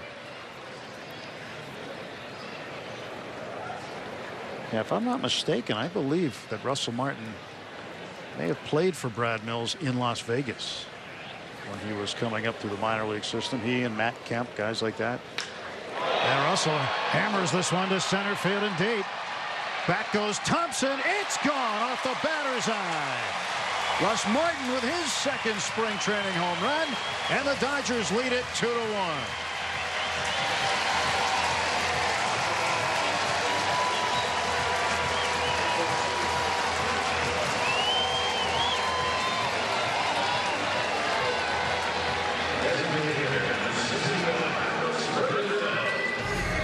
This is an impressive shot. Not known for his bat the last few years. The work they are putting in the cages is coming up roses. Wow. More of that, please. Well, hitters will tell you that, you know, they hit the best bolts to center field, but Russell Martin at his age and being a catcher and getting back to being healthy and in there, that is a blast. Bieber with a wheelhouse pitch, middle. Bouncer down to third base, grabbed by Ramirez, throws low, but a scoop at first by Bowers. And Verdugo is retired 5-3. Home runs by A.J. Pollock and Russell Martin have the Dodgers. Dodgers baseball on Sportsnet LA is brought to you by your SoCal Acura dealers. Perfect night for baseball at Camelback Ranch. A.J. Pollock with an opposite field home run, and Russell Martin with a blast to center field off the batter's eye. Each with their second spring training home runs, and the Dodgers have passed the Indians right now 2-1 as we start the fifth. And Logan Sallow will come on to pitch for the Dodgers in the fifth inning. Out of the University of Kentucky. Last year in the Midwest League with Great Lakes. He was started with the Athletics. He ended up in Beloit, but then went to Great Lakes as part of his transition to the Dodgers, and eventually went to Advanced Day in Rancho Cucamonga. The left-hander falls behind Tyler Naquin 2-0. Gets the ball out of his glove very quickly, kind of deceptive arm action coming out of the back of his head.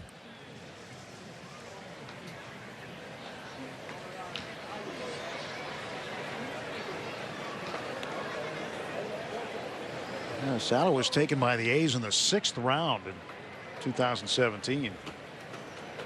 So he hasn't been a pro for very long. But here he is late in spring training.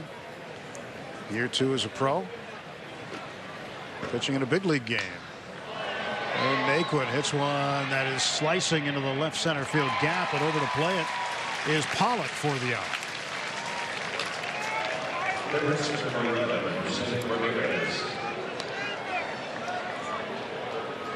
A.J. Pollock, you watch him play, he doesn't seem to be the most flashy player, but when you can run under balls instead of dive for him, it means that you get a great jump.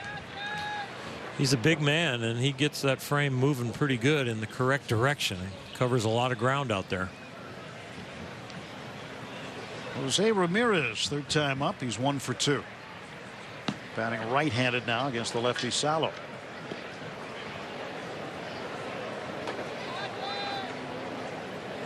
He's about as consistent as they get, Ramirez.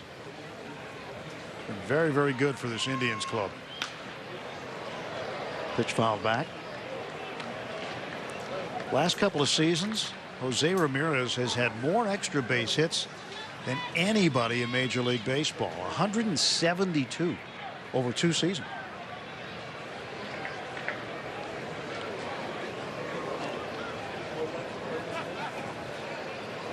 And that one outside.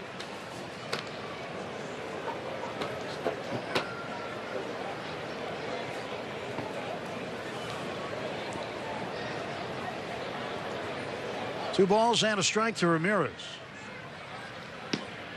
That one on the outside corner from Logan Sallow, we're told. We're all getting to know each other. Oh yeah, I think it's going quite marvelously. And Salo's 2-2. It's fouled back. Still 2-2 on Ramirez. Russell Martin put a charge into that baseball, didn't he? I was very impressed with the swing and the distance that ball went. He's put some good work in to improve his hitting, and if he's going to be able to drive the ball to center field like that, it doesn't matter if it goes over the fence or not, just to hit the ball that firmly to the middle of the field, that shows a lot of progress. High fly ball to left, playable for Peterson. Trout makes the catch. 2 down for the Indians in the 5th. Well, a few years ago, I'll say maybe a handful of years ago or so, Russ Martin, of course, I've been training here in Arizona, but in order to improve his flexibility, he took up mixed martial arts training. Not the actual fighting part of it, but the stretches and you know, all the exercises that go along with that program. And he felt it made him more flexible. Over the course of a long season, a catcher certainly needs some flexibility. Jake Bauers, a foul ball up the first base side. Again, as you get along in your career too, the older you get, the more flexibility you need. Well, especially all the crouching they do and staying flexible in their hips. And one thing to gain flexibility, it's another thing then to gain the strength to keep the flexibility.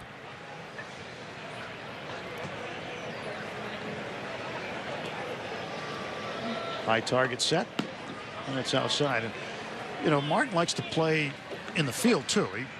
He has done so a number of times. He has actually had starts at third base. He's come in late in games and long games to play the infield. He's even played shortstop in the major leagues. And he'll also, I saw him, I think today, taking ground balls at second early this afternoon. But he does that just to stay engaged and to, you know, stay limber and flexible and work on his lateral movement. 1-2 pitch. Popped up center field. Pollock wants it. And a good inning for young Logan Salo. Did it again. 1-2-3 go the Indians in the 5th. Oh, you guys surprised me. 2-1. They just threw this in front of me now. Happy birthday. Thank you very Not many much. people get a multiple brownie and cookie cake within a candle. I don't think it's going to last till the 9th inning. They couldn't have put 53 candles in here, sorry. No, only one. That's all. Do you want to blow it out? Sure, why not? Make a wish, like for the Dodger World Championship. Got to have it. Got to have a parade. Okay, we're for the parade. There's the parade brownie right here. All right. That's it. Well, thank you very much. Way to go. Katie and Teresa and the Camelback Ranch staff appreciate that. That's a nice surprise. Yeah, it's very nice. Of course, our stage manager, Cheryl, she came up with the idea, I think. But, well, the present today has been Walker Buehler performing well. yeah. A.J. Pollock hitting the home run. Russell Martin hitting one for you. Yeah, so some good things to see already through the first 4+ innings. And Brad Miller with a hit tonight. 1 for 1. Shane Bieber up and away for a ball. His outing getting a little shorter here, but A.J. Pollock going the opposite way. Love this. Don't you love to see those right-handed hitters going the other way? Yep, that means they're locked in. And even a right-handed hitter to go straight away center field's pretty good. Well, Miller out on strikes, and there's one away. So there were brownies in there, or cookies in there. Mm-hmm. Man, You get all the sugar you want. I don't know if I can wait till the 9th. Oh, I won't tell if you partake in between innings. So Daniel Castro, the batter. The Indians have started to make some changes defensively behind Bieber. Castro's 1 for 1. He takes strike 1. Well, even Logan Salo has been opening up some eyes. He came in, had a good clean inning. 3 fly balls, 2 to center, 1 to left. And there's a shot into right center field and a base hit for Castro. Castro's been playing well, hasn't he? He continues to stay hot.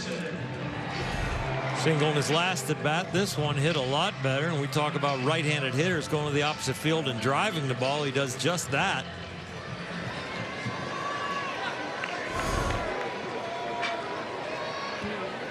Nelson Rodriguez in at first base now, holding him on. Jake Bauers is done for the night.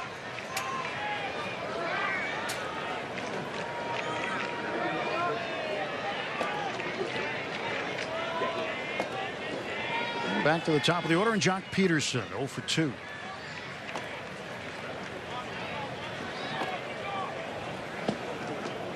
That one's low, ball 1. Were you in on that? You were in on The that? candle? Yeah.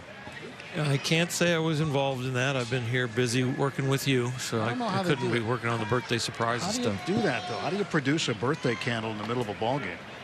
Well, right over the left field wall, the complex out there, they've got everything you're going to need in life and baseball, everything, including birthday candles.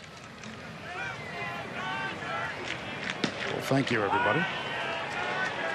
1 ball and 1 strike, 1 down. think you're finding out very early this is a really special organization. Yeah, it is. Alana was on the birthday situation early today. Yeah, she knew before anybody. And I made sure to find out when hers was, so now I know. She's warned. It's in August. It's right between the 7th and 9th. Yeah, I think you got somewhere it. in there. Yeah.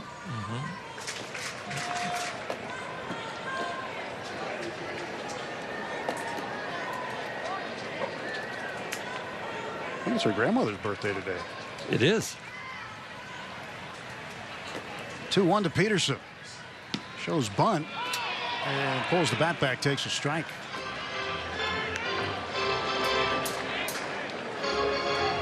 What about more guys bunting against the shift? I like it. I think that, you know, you can have the idea that I don't want to get it back to the pitcher, of course. You know, I want to get it by the pitcher. And I think they should just consider that they were bunting for a hit like the third baseman was in the normal position. Go for base hit or foul. I know you start thinking about, okay, I don't need to go right down the third base line because of where the third baseman is playing. But if you go base hit or foul, I think you're going to be more apt to keep trying because you're going to be rewarded or only have a strike as a penalty. Whereas if you go for the one directly at him and make sure you get it by the pitcher and you start grounding out to the pitcher or bunting it too hard and you still get an out, then you stop doing it. So attempting it and only being penalized a strike or being successful, I think is going to make more hitters go for it. A lot of room between the bag and the third baseman, Ryan Flaherty, who's out there now, the veteran utility infielder.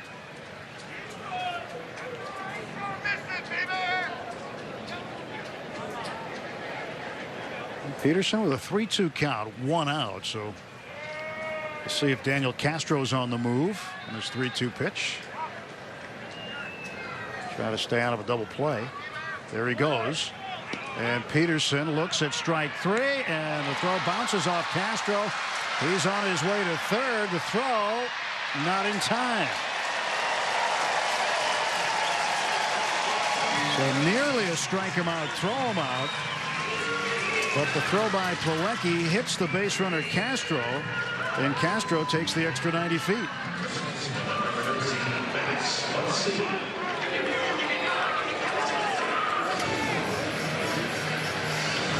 Pushing the envelope.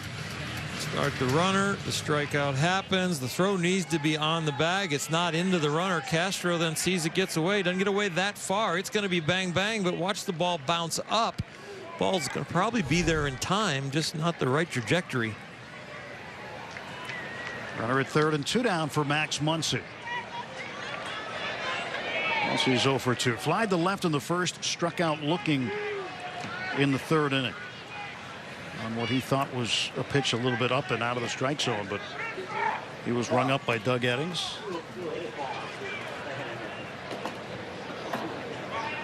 Bieber's pitch in the dirt, gets away from Plawecki, but not far enough for Castro to move up.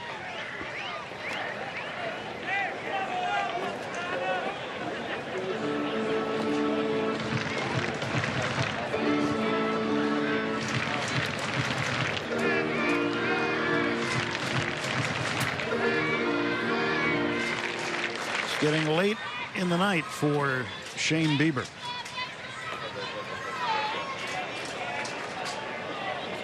.78 pitches for him.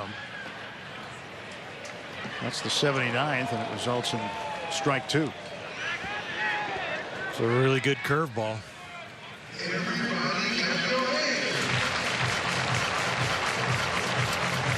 That curveball right there looked like it could have been a high fastball for a strike and ended up in the dirt with a sharp break.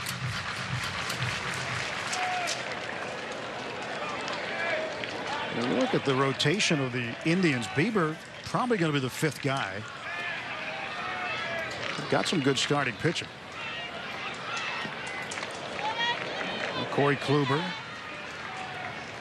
course, Trevor Bauer of UCLA. Mike Clevenger. And Clevenger earlier in spring training pitched against the Dodgers here. Carlos Carrasco. Probably the number 2 for Carrasco, right behind Kluber.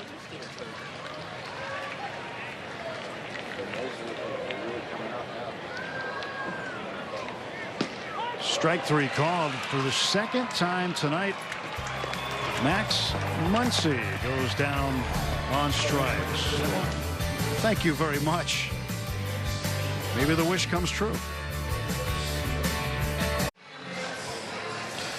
Add Walker Buehler's first ever Dodgers bobblehead to your collection by purchasing a 20-game marquee plan. You'll have access to the postseason and the ability to add on opening day with great savings off individual game prices. That includes apparel giveaways, rivalry matchups, and more. Visit Dodgers.com/marquee. Dylan Floro takes over on the hill now. As the bullpen gets a lot of work tonight. 6 appearances on 6 innings. ERA of 1.80. 3 strikeouts over his 5 innings. So the right-hander Dylan Floro goes to work against the catcher Kevin Plawecki.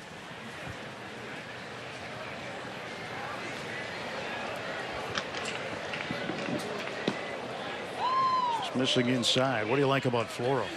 He can really spin a baseball, and you see a lot of pitches that he'll throw center cut that people won't touch because he's got such late movement on his pitches. Popped up right side, foul ground, and Muncy hanging with it, makes the catch. Floro is hard to square up. That means he's got a good ability to spin the baseball, can pitch up in the strike zone, pitch down in the strike zone, got a good breaking ball.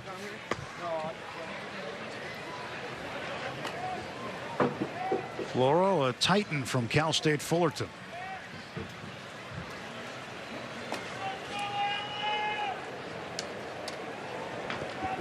Atwater, California.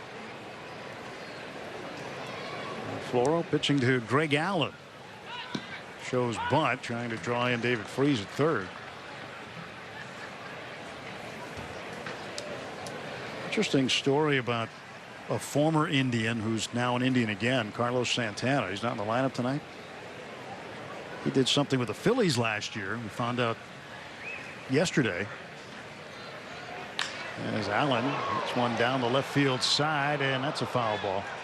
Now the rage in the clubhouses with the players these days is the video game Fortnite. Yeah. They're all playing it at home. They bring it on the road and play it in the clubhouses around baseball. Well, last year, late in the year, the story was out that the Phillies were out of it and things weren't going so well. And Carlos Santana noticed a couple of players playing Fortnite during a game in the clubhouse. He took a bat to the television, smashed it. End of the game. Yeah. And some of the players who were still there said, yeah, that might have happened once or twice, but it's probably one too many times if it happens once. Yeah, I think a little bit more concentration and support for your teammates is necessary. 1-2 pitch. There's a ground ball. Looks like it might have caught part of Floro, but ended up the middle for a base hit for Allen.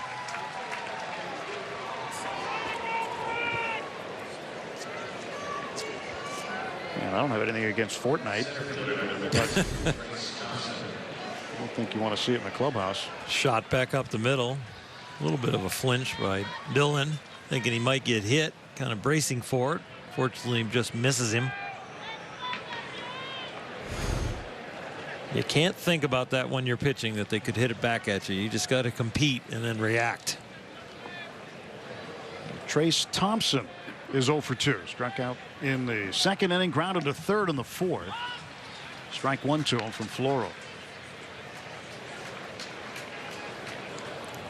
But over the course of a season, you got guys who do what they do in the clubhouse. Some guys read, some guys, play cards. But they don't do it during games. No, not during the game. If you're doing anything during the game that pertains to television or video, it better be studying the opposition or studying yourself.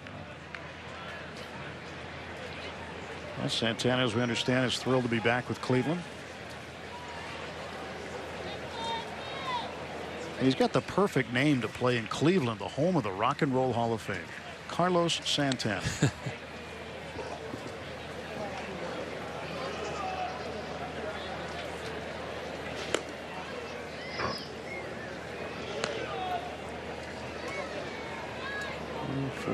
With an 0-2 count on Trace Thompson.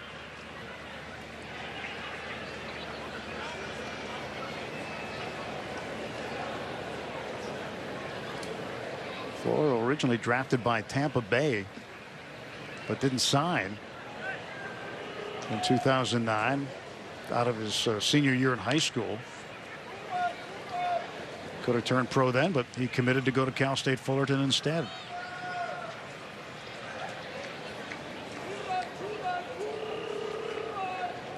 Went on to pitch in the Cape Cod League a couple of summers later, really excelled. And just like Walker Buehler did too, a lot of elite players will spend a summer, at least one, in the high-level Cape Cod League.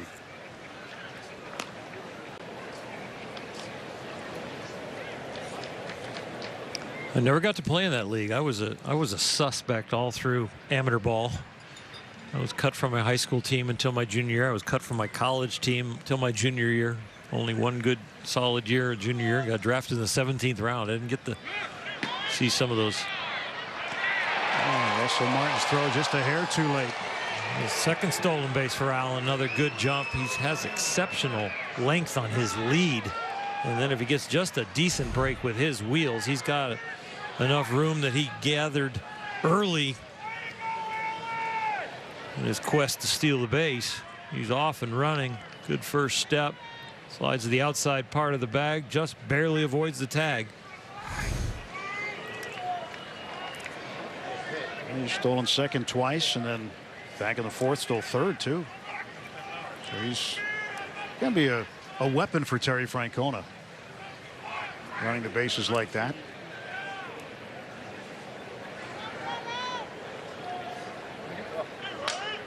Thompson fouls it off to the right, broke his bat.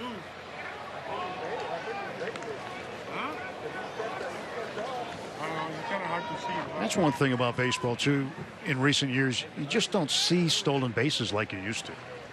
And you know, for one reason or another, maybe the teams are doing a better job controlling the running game. Maybe there's just not as many guys who can run like we're seeing Allen run, or you know, there's not a lot of Tim Raines, not a lot of Ricky Hendersons out there. You know, the value of making it compared to getting thrown out, the sabermetrics are going to tell you that it's not worth the risk to try and get that 90-foot reward compared to letting the hitter hit. I guess your success rate needs to be a little bit higher than it used to do in generations prior. Well, you used to see the numbers for the stolen base kings in the year. As Thompson goes down on strikes for the second time tonight. Now he's 0 for 3. But you'd see guys with stolen base totals up around 100. Yep. And now you're lucky to see him up around 60 to 65, 70.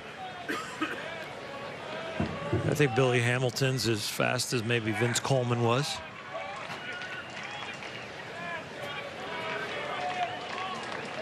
Who's the guy that got on first base when you were on the hill that you said, oh, I got to keep him there? Who? Oh, well, Vince and Deion Sanders and anybody with above average speed, you got to pay good attention to them, because, you know, they got enough speed that if you don't pay attention to them, they can make it. And so you got to give your catcher a chance. Max Moroff is 0 for 2 tonight.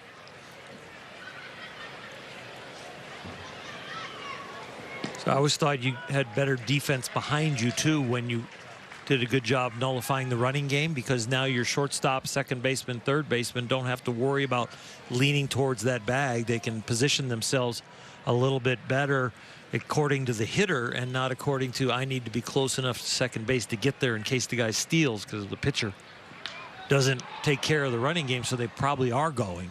But if you can shut the running game down with your times to home plate, where they're just not even going to attempt it, you've got much more comfortable as far as the infielders behind you.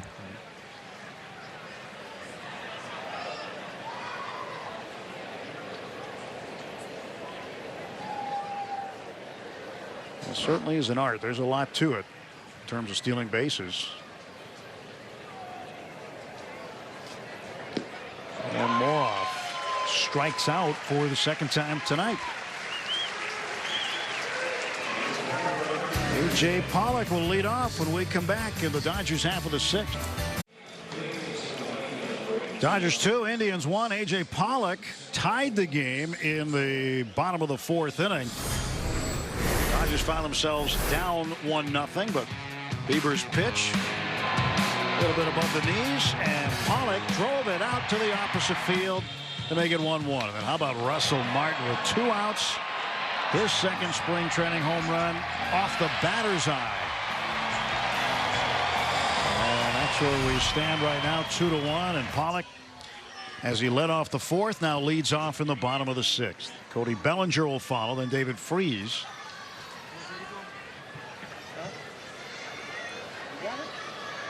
And Pollock ready now as this ball is struck pretty well to left center field. It'll split the outfielders and go to the wall.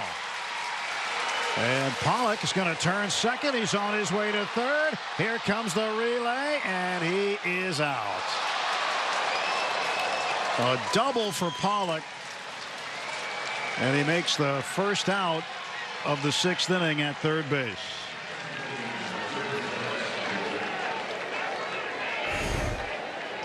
Well, we saw him hit a low fastball for a home run. Now getting on top of a high fastball, top spinning this ball by the center fielder.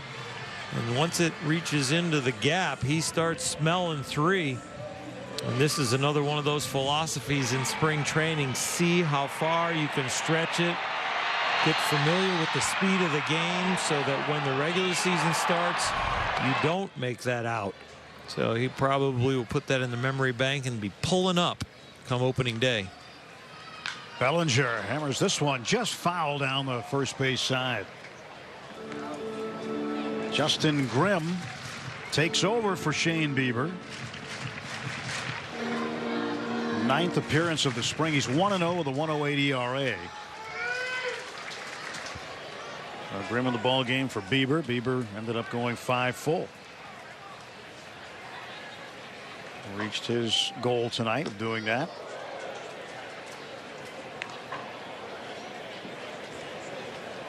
For 2 tonight for Bellinger. We were talking about stolen bases, and the last team to have 200 as a team, 2007 Mets. But you remember well the '85 Cardinals? I do. 314 stolen bases as a team. Ozzie and Willie McGee and Tommy Herr and Vince Coleman. Who else? Vandy Van Slyke.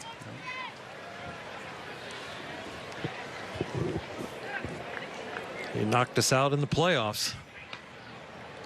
I mean, Willie McGee was second on the team in stolen bases, and he only had a mere 56. Vince Coleman had 110. Terry Pendleton even had 17.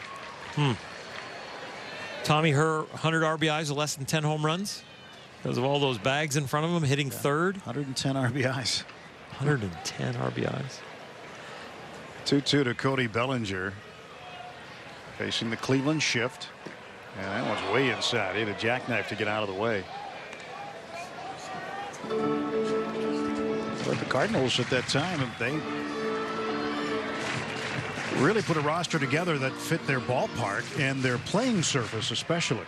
You could go in there and get turf. Those guys would chop the ball into the turf and beat it out for infield hits.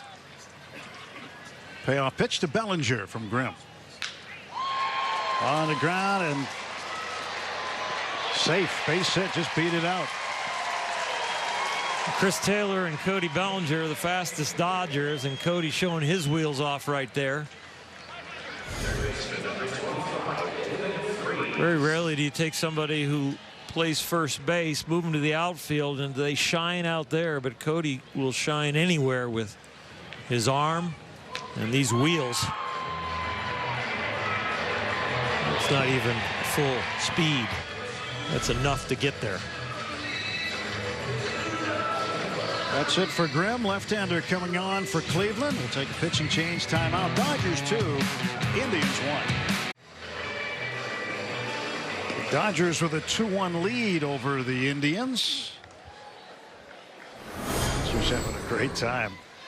Got their own ball game going on out there in the hill in the outfield.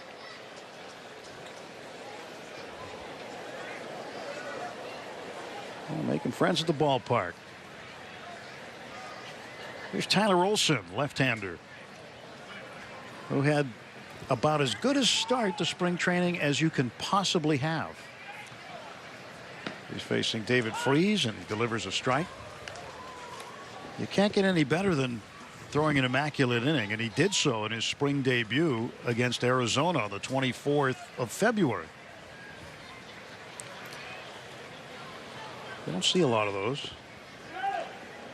Bellinger takes off, throw down by Navarro, not in time.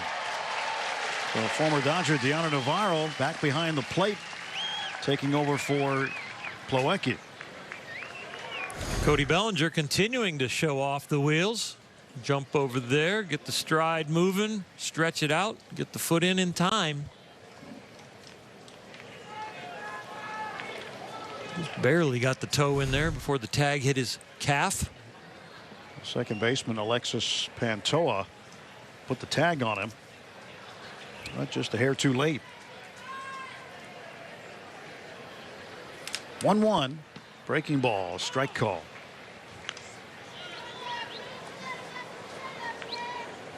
David Freese. Third time up. Grounded out, flied out.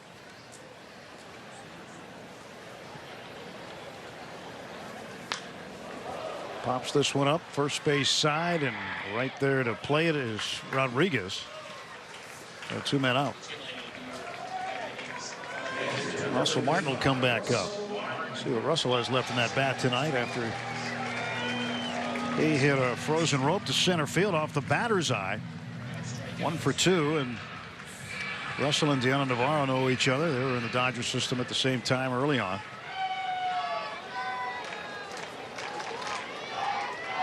Russell getting back into the groove. Had to shut it down for a while and work his way back into the lineup with some stiffness in his back. Olson starts him with a breaking ball. Nice to see him back in there and extending his outing here tonight and swinging the bat well. We saw that with Max Muncy back in there last night. Olson had some injury troubles last year, but finished the season with the Indians pretty well. Not allowing an earned run over his last 14 appearances. So the Indians have high hopes for him this year after he spent some time in AAA last year. He had a lat strain that kept him out, and fully healthy now in spring training. Strike to Russell Martin, 1-2.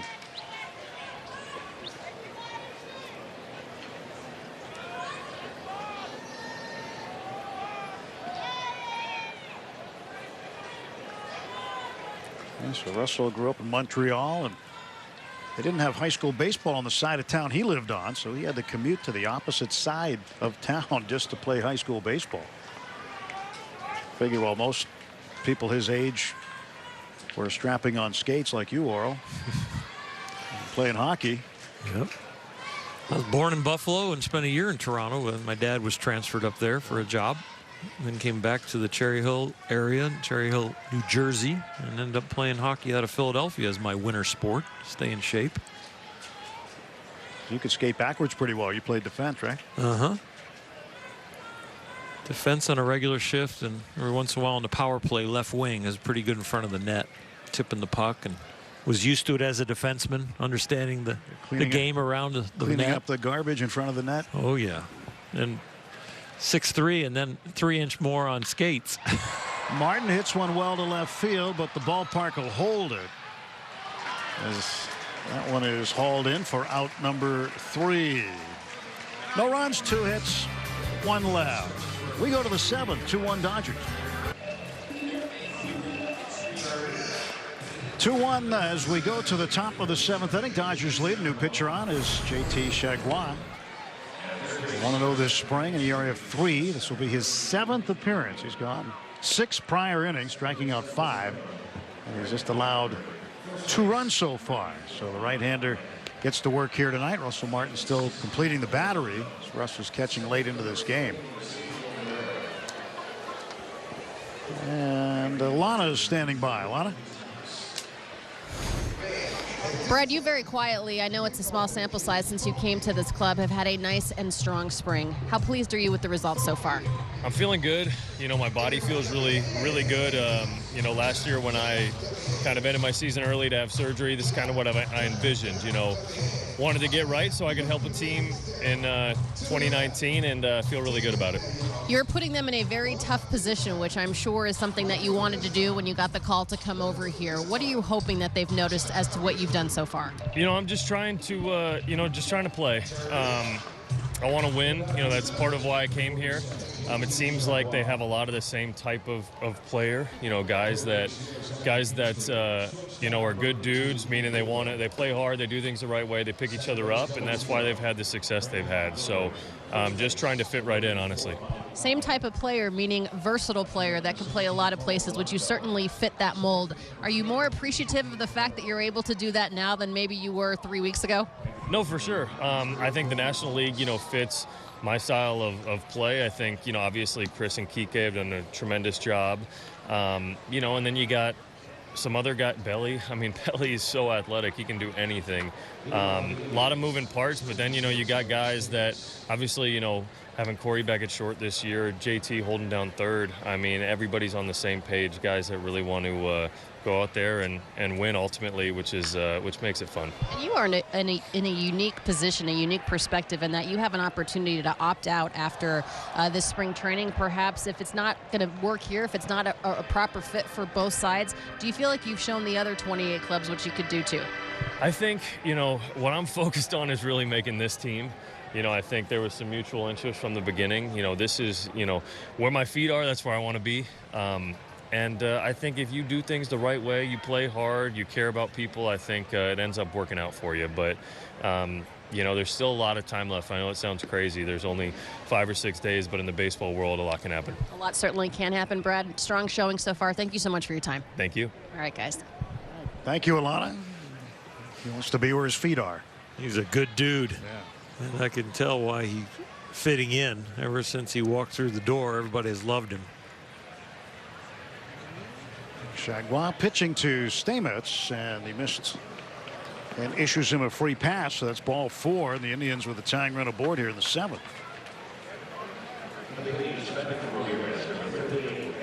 JT has only been roughed up in one outing where he gave up those couple runs that gave him an ERA. Other than that, 5 outings were clean with a total of 4 innings in those. He became a Dodger 13 months ago when he was claimed off waivers from the Twins.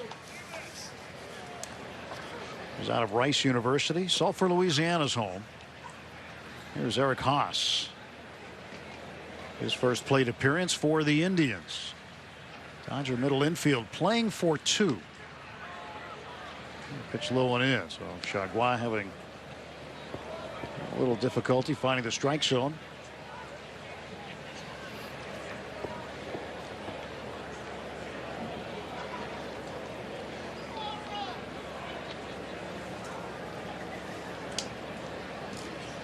Chargois out of the stretch, the 1-0 pitch. And that is low and in. Talking about Brad Miller, though, it's going to be interesting to see what happens. And he said in the baseball world, 5 days to go or whatever, he said a lot can happen. You never know.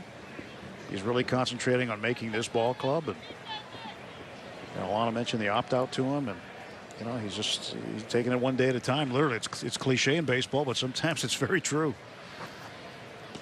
Well, you earned that. He earned the fact that somebody wanted him in spring training. The Dodgers, his reputation in his past has said, you know what, the potential is still there.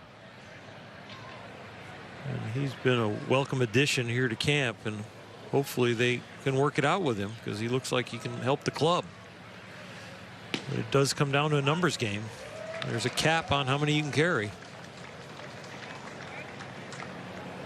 3-1 now on Haas. And he's earned some looks from other clubs. It's not like he's in a position that he's got a chance to make the Dodger club and no other, but he's going to call his agent. He's going to get a lot of phone calls, I think. See the interviews continuing down there. Does anybody work harder than Alana? Very few. If anybody works as hard as she does, they just tire. Nobody's in front of her.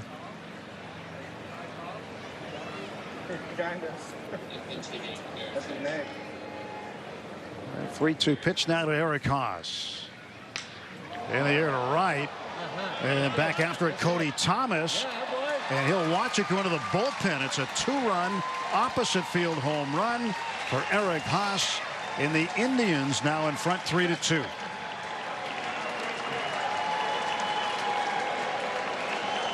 Some right-handed hitters in this ball game that have put some nice swings on, driving the ball to the opposite field. A.J. Pollock, one of those for the Dodgers. Russell Martin to center field, and now this one.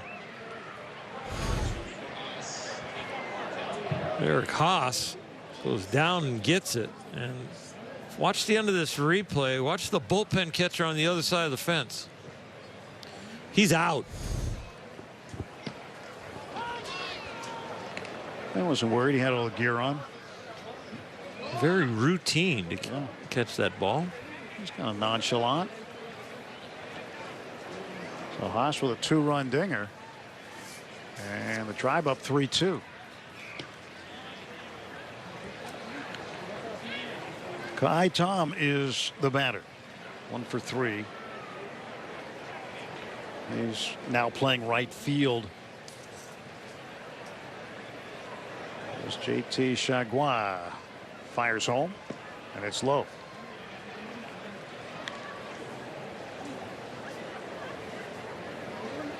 Well, tomorrow night, it'll be in Mesa against the Cubs.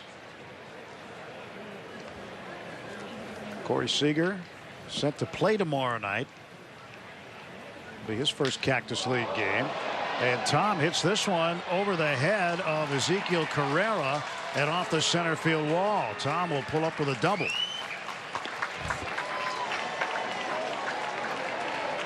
And 3 base runners allowed for Chargois. One with a home run, now one with a double. JT getting squared up here. Good movement on that, but an even better swing. Hit this ball hard. JT, when he has a little more depth on that 2-seamer, they hit the top of the ball, but they're been able to get under it here tonight. Chargois will face Ryan Flaherty. Flaherty's been around a little bit. A utility guy with the Orioles for a while. He's out of the state of Maine, went to Vanderbilt. Vanderbilt guys are all over the place. They are everywhere, aren't they?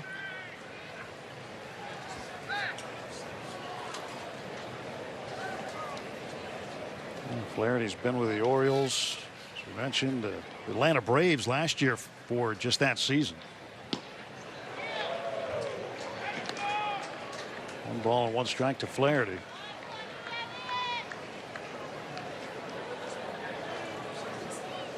February, Cleveland signed him to a minor league contract. He lives in Boca Raton, Florida now, but grew up in Portland, Maine. The winters are much different where he lives now. Ground ball to second. And Brandon Montgomery there to make the play defensively. I don't know if I've ever seen this. You got 0-0 Montgomery at second base, and Zach McKinstry at third is wearing 0. You got a 0 and a 0-0 in the game.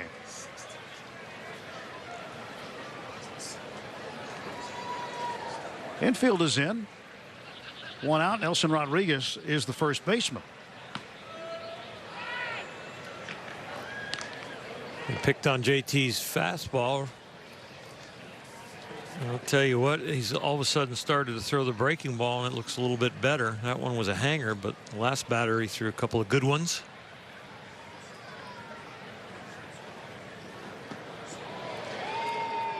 Another right there with a sharp break.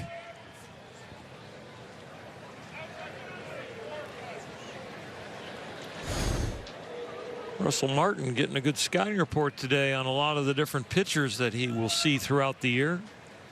Started off with Walker Buehler, Pedro Baez, JT Chargois, Dylan Floro. Get an education on what their ball does so that he can get ready to frame it during the year.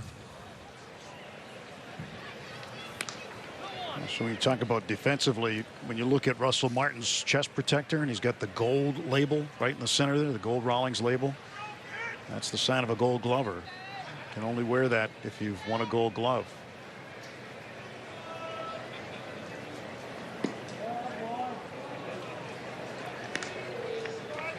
Sometimes you'll see guys at other positions, they'll have the label on the glove that's gold.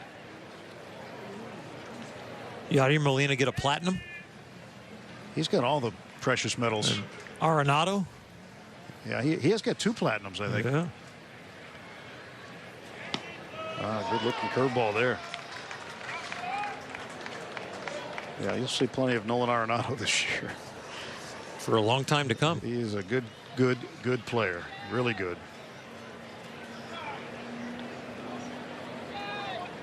Payoff pitch to Rodriguez. And he struck him out, so Chargois comes back, gets the strikeout. There are 2 men gone for the Indians in the top of the 7th. Slider sometimes goes right to left. That one went straight down. Dave Roberts coming out, and he'll ask for the baseball here. Maybe.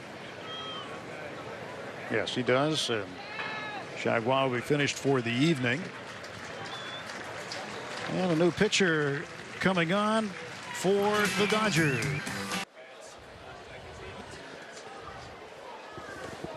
Well, the music stopped, but they haven't stopped dancing. Inning break. Dodgers down a run 3-2. Right-hander Parker Curry has now taken over for JT Chargois, trying to get out of the inning. Deanna Navarro,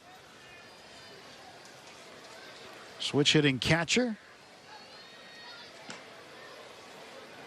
And that pitch outside. Josh Thole has come in and taken over the catching duties for the Dodgers.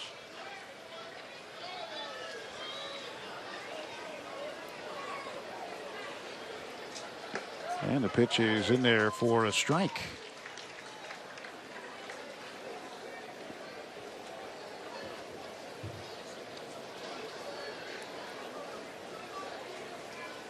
Well, 1 ball and 1 strike to Deanna Navarro. Runner at third and 2 men out.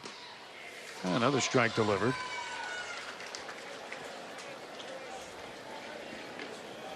We've seen Parker Curry a few times in the spring, coming in late in games. Navarro played independent ball last year, hadn't been in the big league since 2016. And Curry comes in and gets the job done with the strikeout of Navarro. Stretch time. Head to Dodger Stadium Wednesday, April 3rd for the 3rd game against those dreaded Giants. That matchup with the Dodgers. The first 40,000 fans in attendance will receive an adult hooded sweatshirt presented by Bank of America. For tickets, visit Dodgers.com/promotions.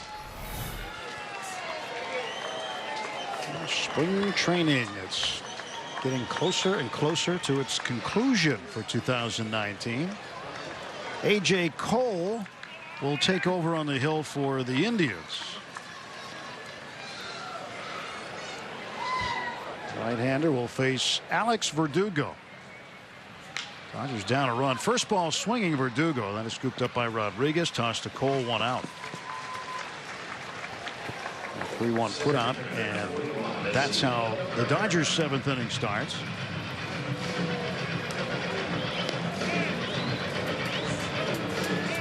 Cole last year began the season in the Nationals organization. Made 4 appearances for the big club. The Yankees claimed him right after that. And he was hurt for a while. And the Yankees designated him for assignment in January. He was claimed by Cleveland a week later. Facing Ezekiel Carrera, Dodgers center fielder right now.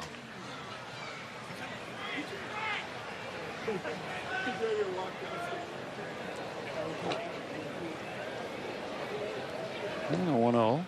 Speaking of spring training wrapping up, it's wrapped up rather quickly for two teams, because if you're able to stay up till 2:30 in the morning Pacific time, you'll see the first game of this season. The A's and Mariners will open the 2019 season tonight and early this morning in Tokyo. They'll play a couple of games that are going to count, then they'll come back, finish spring training, but they're over there trying to win ball games for the next couple of days. So it's kind of opening day. It's reminiscent of the Dodgers Australia trip they made a few years back.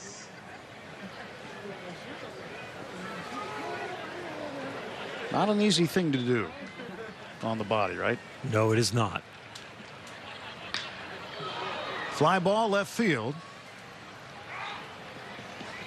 And ball caught for the out. Going over for me was not the problem. It's coming back and getting adapted on the backside of the trip. That was the hard part when you have those large time changes.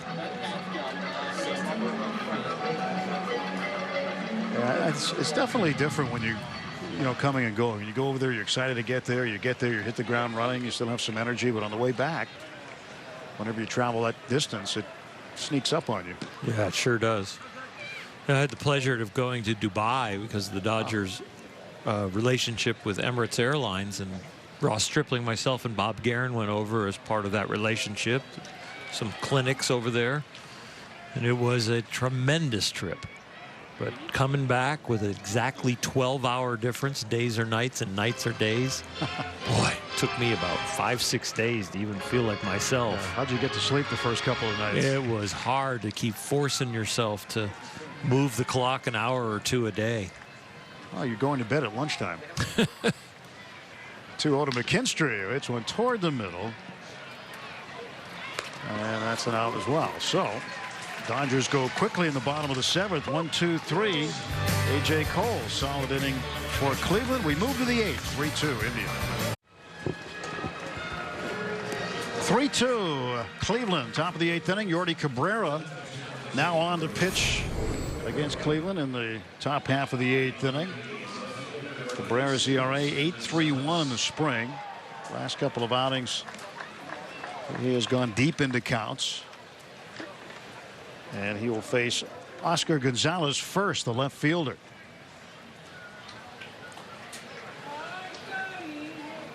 Gonzalez standing in now for Cleveland.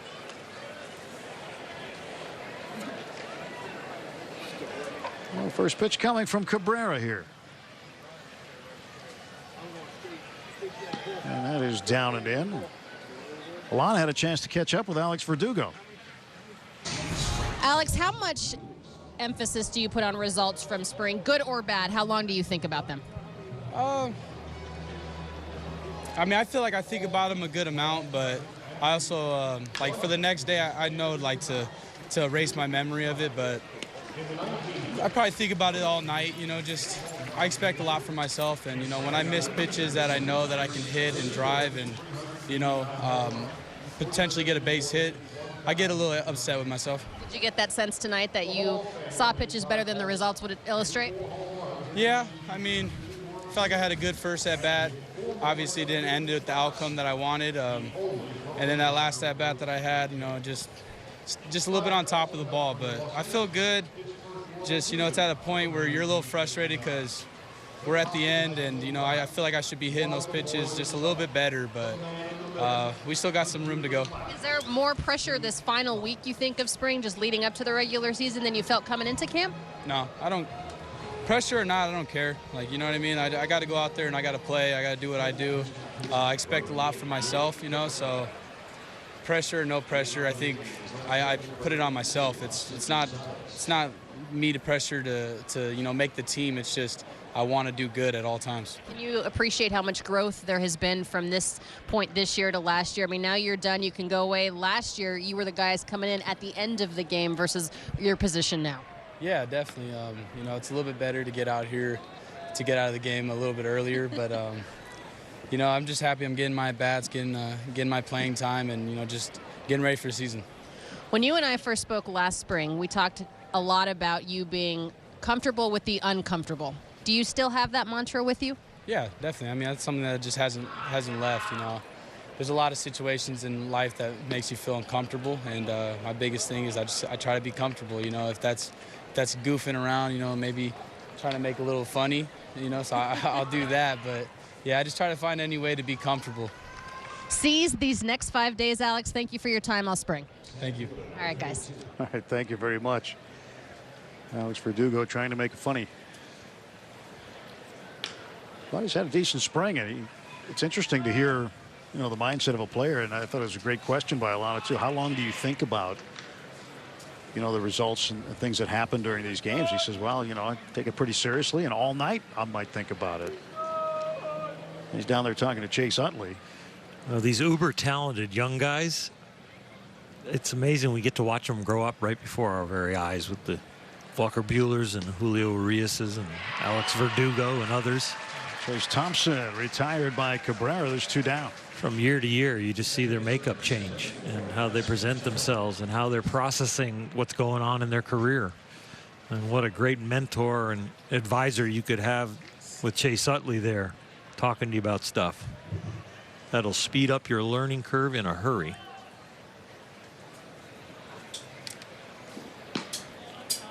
Alex Pantoja, the second baseman at the plate. Position Utley knows a lot about.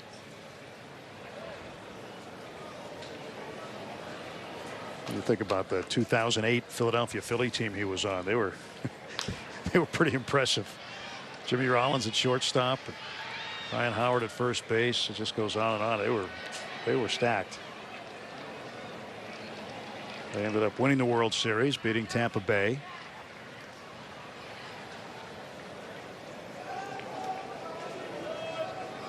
This is why a guy like Chase Utley is here. Recently retired. He's taking the experiences he has and sharing them with the young players. Those types of things are gold around spring training, even during the regular season. Yeah, the conversation go something like, if Alex Verdugo started it, you know, dealt with this tonight, how would you deal with that? Or maybe Chase noticed something and said, you know, hey, let's talk about this situation. But it comes very naturally for Chase to teach. He knows so much about the game and was into every single detail of being a great teammate and also somebody that was engaged in every moment of the game to look for every edge. Stealing signs to, you know, whatever it took. Watching pitchers and understanding what they're trying to do to you as a hitter. Getting the extra edge in the base running department. The base running of the Dodgers changed significantly when Chase joined the team. 2-2 is lined to left field, and that's going to get past Orlando into the wall. Pantoja rounds second. He'll hold there. A 2-out double. And the Indians with the man aboard. Just talking about teaching, and I know, Alana, you're not too far from that conversation between Verdugo and Utley. Even Chase Utley called him over and had this conversation with him, and Chase actually just got into town earlier today, or maybe even late last night, and he's actually leaving tomorrow, so he's not even in town for very long. But this is the role that the Dodgers want him to have. He's going to continue to work with the major leaguers. He's also going to continue to work with the minor league staff as well. But he's a guy that doesn't say a lot, but he called him over there, and as you can see, Alex Verdugo intently listening.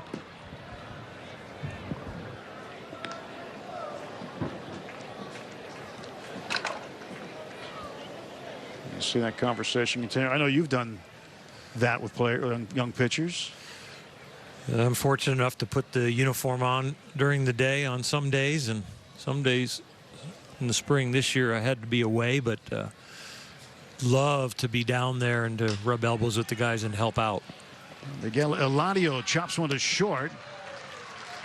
And a third out recorded as Aiken Lightfoot able to record that infield assist. Utley and Verdugo continue to chat.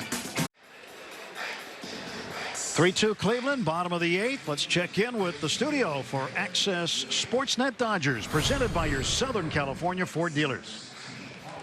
All right, thanks, Tim. The Dodgers get home runs from A.J. Pollock and Russell Martin. But the story of the night, Ned, Walker Buehler's first start of the spring. After allowing the first 2 hitters to reach base, he was really spectacular. We'll be right here to recap it for you after the final out. See you soon. I think the final out's already happened for that young one. Yes. Very peaceful. A little late night nap. Paulo Orlando at the plate as he starts things off offensively for the Dodgers in the bottom of the 8th inning, facing Nick Goody, former New York Yankee. Hopefully that child will sleep through the night for the parents. That would be a nice thing, wouldn't it? It's a little early to be able to sleep through the night. As parents, you get used to sleeping in shifts. Sleep when you can. I know I found the road trips rather restful. That's really I nice. can say that now.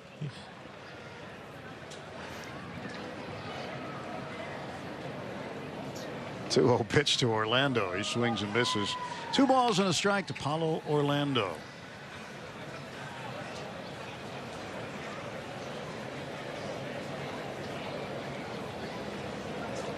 Nick Goody.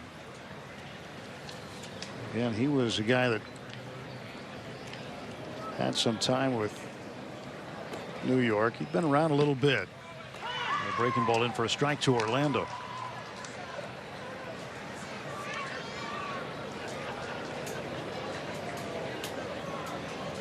As we go back to the beginning of this game, it was about Walker Buehler making his first Cactus League start. And when we'll see him again remains to be seen. Orlando crushes one deep, and it is caught. Trace Thompson got on his horse and ran it down. Well, that ball left the bat of Orlando in a hurry, but Trace Thompson with a good jump on it, making that over-the-shoulder catch right on the warning track. And 2 guys with exceptional speed, one at the plate that we thought maybe we're going to get to see him run maybe for a triple if this ball gets off the wall. Trace Thompson turning over his left shoulder, tracked that one very easily.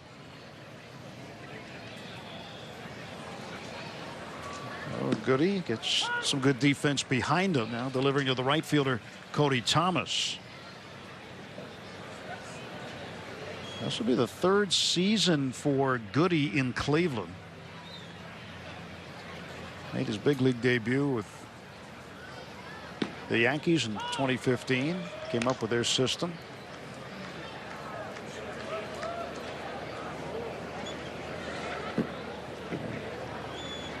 Trace Thompson.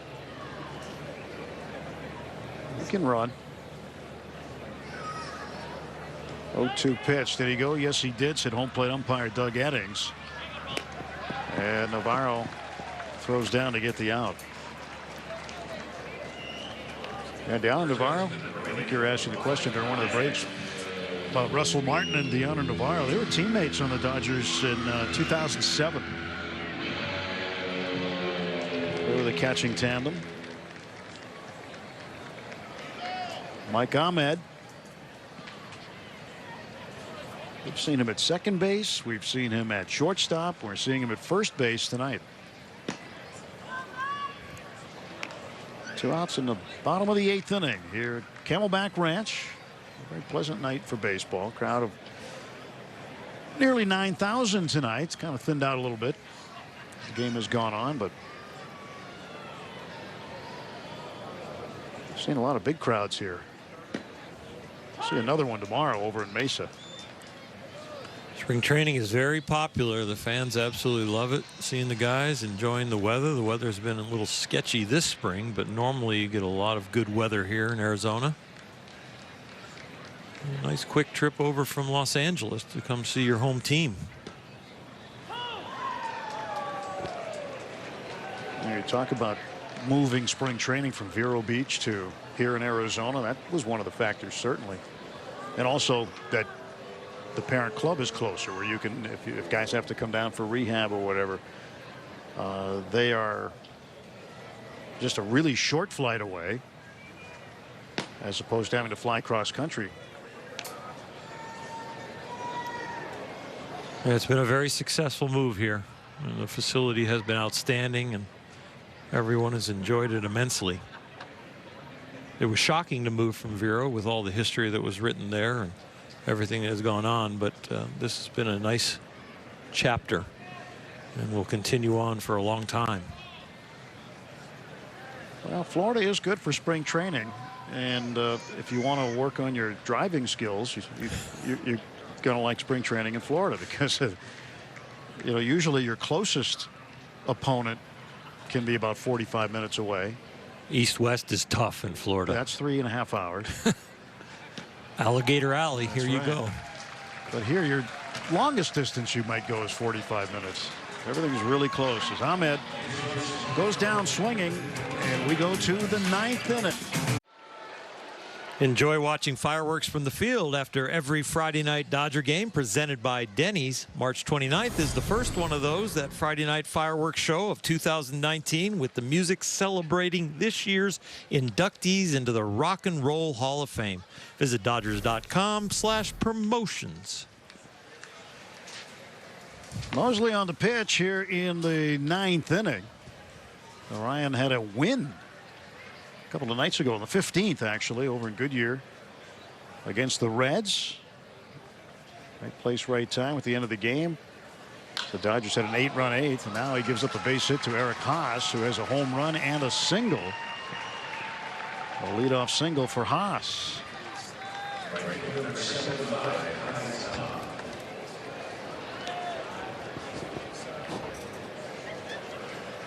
Yeah, Mosley came in the 8th, and that's when the Dodger bats went to work. That was the night that Paulo Orlando hit the grand slam, and they put 8 runs up. In fact, we've seen 3 games this week where a team has had 8 runs in the 8th inning. And unfortunately for the Dodgers, they only did it once. White Sox did it. It's hard to find a silver lining in those when you're giving up 8 runs. Yeah, it is.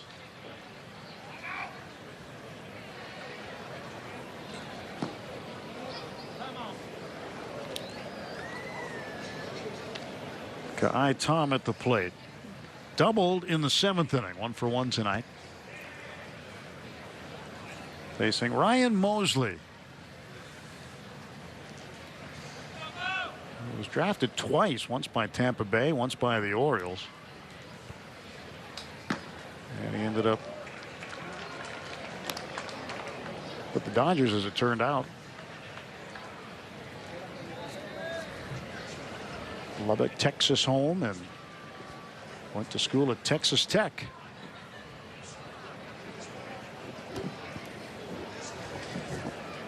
Mosley's 1-2 pitch to Tom. Nobody out here in the top of the 9th inning.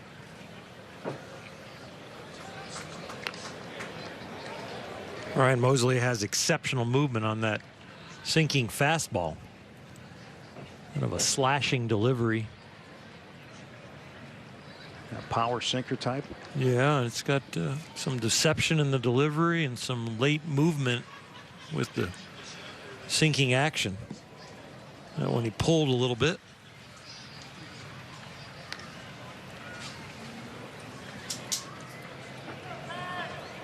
This is it for you to the Freeway Series, huh? Yeah, I'm going to head back home and get packed up to get over to Los Angeles, get the car in the right location for the homestands. You're ready anyway. Now, the only thing, I haven't built my endurance up on keeping score past the 6th inning, but other than that, I feel ready. It's going to be the last box I need to check. Yeah, this time of year, the one thing I know I always look forward to is a cleaner scorebook in the regular season. spring training scorebook I keep separately because it's just a mess. It's just cumbersome. It is. Ball 4.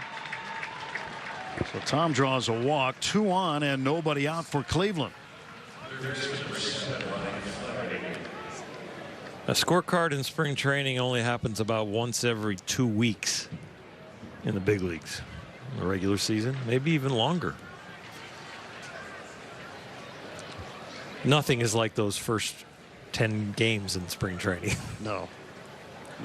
And, you know, you go back, keep the book, and you go back and look at it just for fun. And as the years go on, you see who the prospects are who might have got 3 or 4 appearances, and now 2 years later they're either a regular player or they're getting on the cusp of making the team. So I keep that stuff just in case and use it as reference the following year and years. It's just like Alana's interview with Alex Verdugo, and isn't it nice to be the guy that's done after 6, 7 innings and you're going into the clubhouse compared to the guy who's coming into the game in the 6th or 7th inning. You watch him grow up. But now, since you've become a broadcaster, you've never pitched as many complete games in your life. That's true. You do a complete game every day. Yeah, I think I did about 130 games, not including all the post-game and pre-game shows we did in the playoffs. It's a great schedule, though. I am not complaining. Mosley not exactly on target right now, so totally trying to get him settled down. 2-1 on Ryan Flaherty.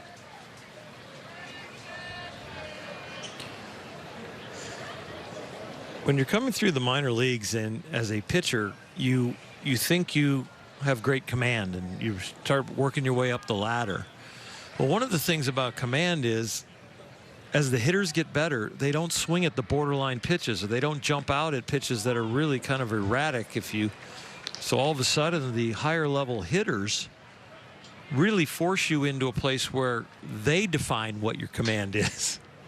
And so there's having command of the strike zone, then there's having command of the baseball and getting it near the corners, and then how much better do I need to get with that, and what is the hitter telling me? Down the left field side, and that is just foul off the bat of Flaherty. And it doesn't take a lot of pitches to be the difference between a AAA at bat and a big league at bat. It might only be 1 pitch per 5 or 6 pitches that you throw that hitter. Interesting. Yeah. I mean, it's the difference between moving between the 1-1 count and it becomes 1-2, or the 1-1 count, it becomes 2-1. At what level did it start clicking for you that you needed to be the boss and when the hitters started to define their strike zone? Bouncer to the right side. That is a diving stop by Montgomery. Throws on to first to get Flaherty. That's a terrific play by Brandon Montgomery. It's one of those plays that the higher up you go, as we talk about development, it can get easier to pitch to because more outs get recorded behind you. So a ground ball pitcher that throws strikes and gets it put in play, that's an out at this level. In A ball and AA, it might be into right field, and now you got a real long inning. So sometimes it's even easier to pitch the higher up you go because of the great defenders behind you. Infield's drawn in. Nelson Rodriguez, the first baseman, up. There's a lot of tools that can get you out of A ball. Yeah. It's exceptional tools that you really don't have command of. Exceptional, maybe just locating a breaking ball, showing you can throw a breaking ball for a strike and get you out A ball. Where it starts to really get defined on what you need to do to get better, or are you going to make it, is AA. And if you can succeed at AA, then a few more of those tools are refined. And then at AAA, you're really starting to knock the edges off to find out, where do I really fit in this equation of high-level baseball, and can I be consistent enough with my tools to get the AAA guys out? And then the big leagues is even one more level. A lot of good hitters at AAA. A lot of veterans, a lot of 6-year veteran guys. It's kind of just like going up the pyramid. There are certain things that knock you off before you get to the top, and they can be as slim as I can't command my third pitch. You know, they can back me into a corner in key situations. I default to 1 pitch. That can knock you off from getting to the top. 2-1 to Rodriguez. Broken bat fly ball to center field. Carrera getting behind it. He'll make the catch. Haas tags from third. He'll score, and it's now a 4-2 Cleveland lead. Sacrifice fly for Rodriguez. The last two outs are a ground ball that's a nice play and a pop-up broken bat. But the reason this is not as clean an inning is because you weren't consistent at the beginning of the inning with your command, and you set the inning up. So you can't set a big league inning up very often and not get burned. In AAA, you might have enough ability to pitch your way out of it. There's a lot of edges there that all of a sudden that you need to clean up almost everything. Deanna Navarro takes ball one. Baseball is really an experiential sport. You know, you've got to experience the big league slider, the big league split finger, the guy who can throw at 99 and then take the speed off all the way down to 75. You're not going to find that in AAA. No. So you got to experience it. You got to show you can, you know, make the adjustment. Ground ball wide of third. Ned Coletti and I were talking about this the other day. We had a discussion on developmental baseball at different levels and such. And we both agreed that the grumpiest players are in AAA. Yeah, they're so close. The only happy guy, I think Ned said, the only happy guy who's in AAA is the AA guy who just got called up. That's true. You're right.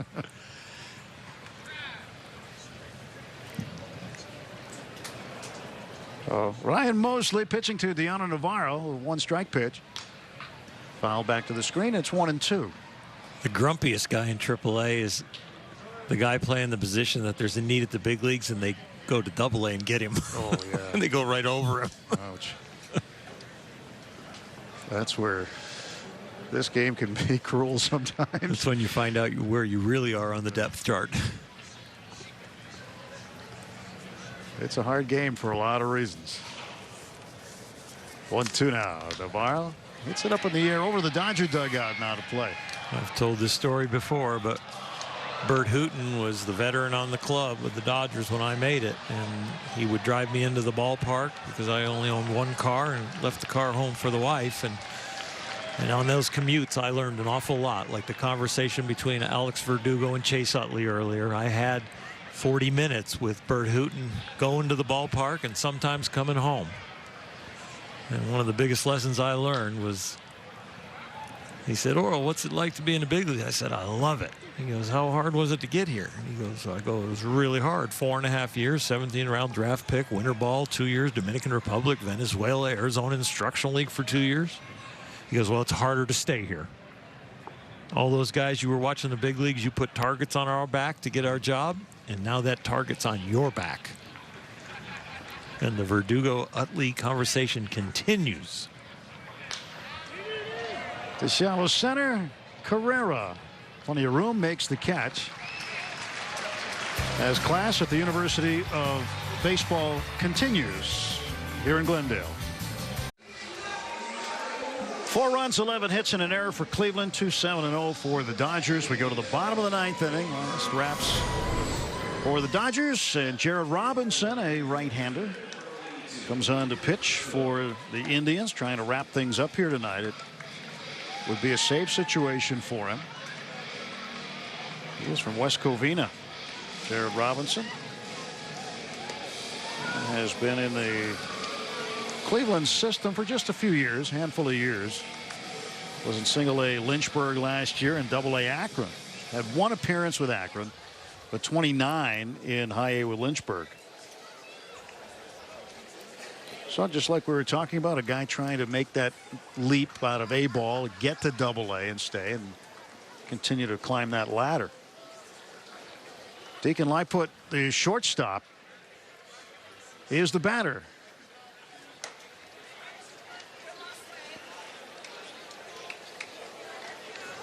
.280 last season, 5 homers.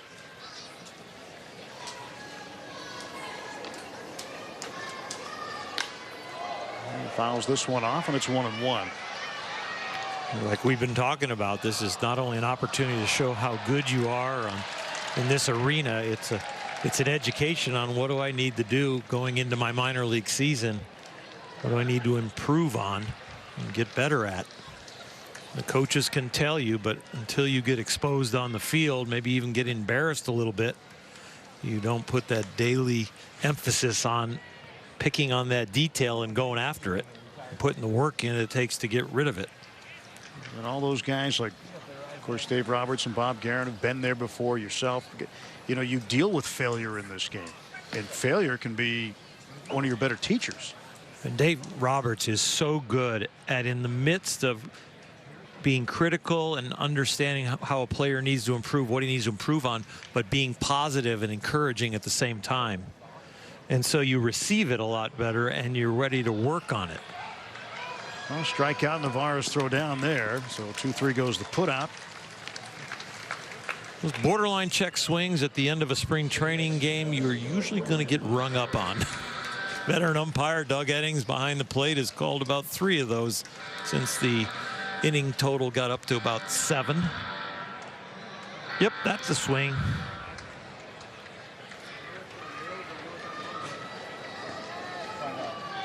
Brandon Montgomery, the second baseman, made a fine play in the top of the inning. He takes up an in ball 1. I mean, you just think of the premise of the sport. It's a sport where successful numbers, like say offensive numbers, you fail 7 times out of 10. And that's good. Exactly. That's Hall of Fame. They give you 300 career average. And that's one of the things that I think when youngsters start to learn the game, they have to really learn. That's one of the valuable lessons, is that you are not going to succeed every time in this game. Just not. You're not going 5 for 5 every night. Well, most players' careers end up being a 30% success rate on one night, and the next night a 20% success rate, and that turns out to be, you know, you hit 250 and you're right in the mix. That's pretty hard to deal with. Yeah. Well, Montgomery hits this one in the air to right center. Thompson squares up, makes the catch, and the Dodgers are down to their final out tonight. Trace Thompson's gone the route, played the whole game tonight. A 4-2 Cleveland lead. And now Josh Thole is the last hope for the Dodgers tonight, facing Jared Robinson.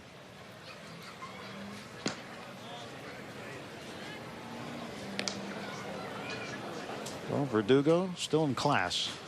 Night school tonight. I guarantee you he learned more after coming out of the game than during the game. It was time well spent with Mr. Utley.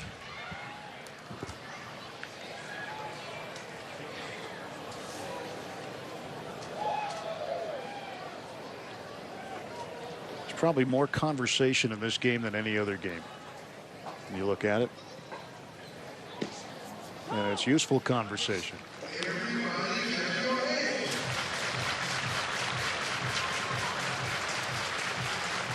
Well, Dodgers down to their final strike. 2 strikes on Thole. 2 outs, bottom of the 9th. Robinson's pitch slapped foul and out of play.